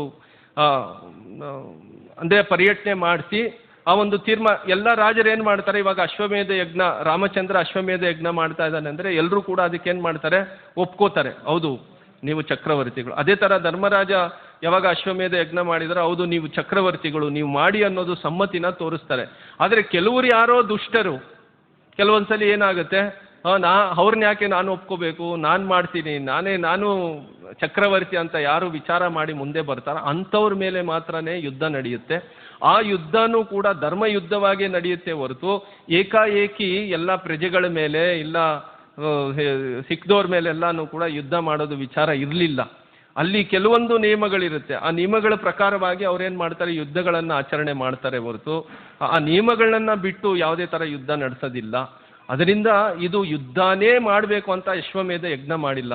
ಇಡೀ ಪ್ರಪಂಚಕ್ಕೆ ಒಳ್ಳೇದಾಗಬೇಕು, ಭಗವಂತನ ಅನುಗ್ರಹ ಸಿಗಬೇಕು ಅನ್ನೋ ಒಂದು ವಿಚಾರ ಇಟ್ಕೊಂಡು ಅವರು ಯಜ್ಞಾಚರಣೆ ಮಾಡಬೇಕಂದ್ರೆ ಕೆಲವೊಂದು ಅದಕ್ಕೆ ವಿರುದ್ಧವಾಗಿ ಯಾರಾದರೂ ನಿಂತಾಗ ಅದನ್ನು ಸರಿಪಡಿಸ್ಬೇಕಾಗಿರೋದು ರಾಜಂದು ಕರ್ತವ್ಯ ಆಗಿರುತ್ತೆ. ಆ ಸಂದರ್ಭದಲ್ಲಿ ಮಾತ್ರನೇ ಯುದ್ಧ ನಡೆಯುತ್ತೆ ಹೊರತು ಎಲ್ಲ ಸಂದರ್ಭದಲ್ಲಿ ಇಲ್ಲ. ಬೇರೆ ಏನಾದರೂ ಇದೆಯಾ ಪ್ರಶ್ನೆ?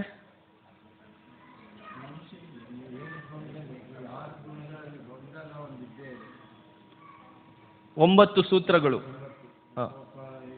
ಹೌದು.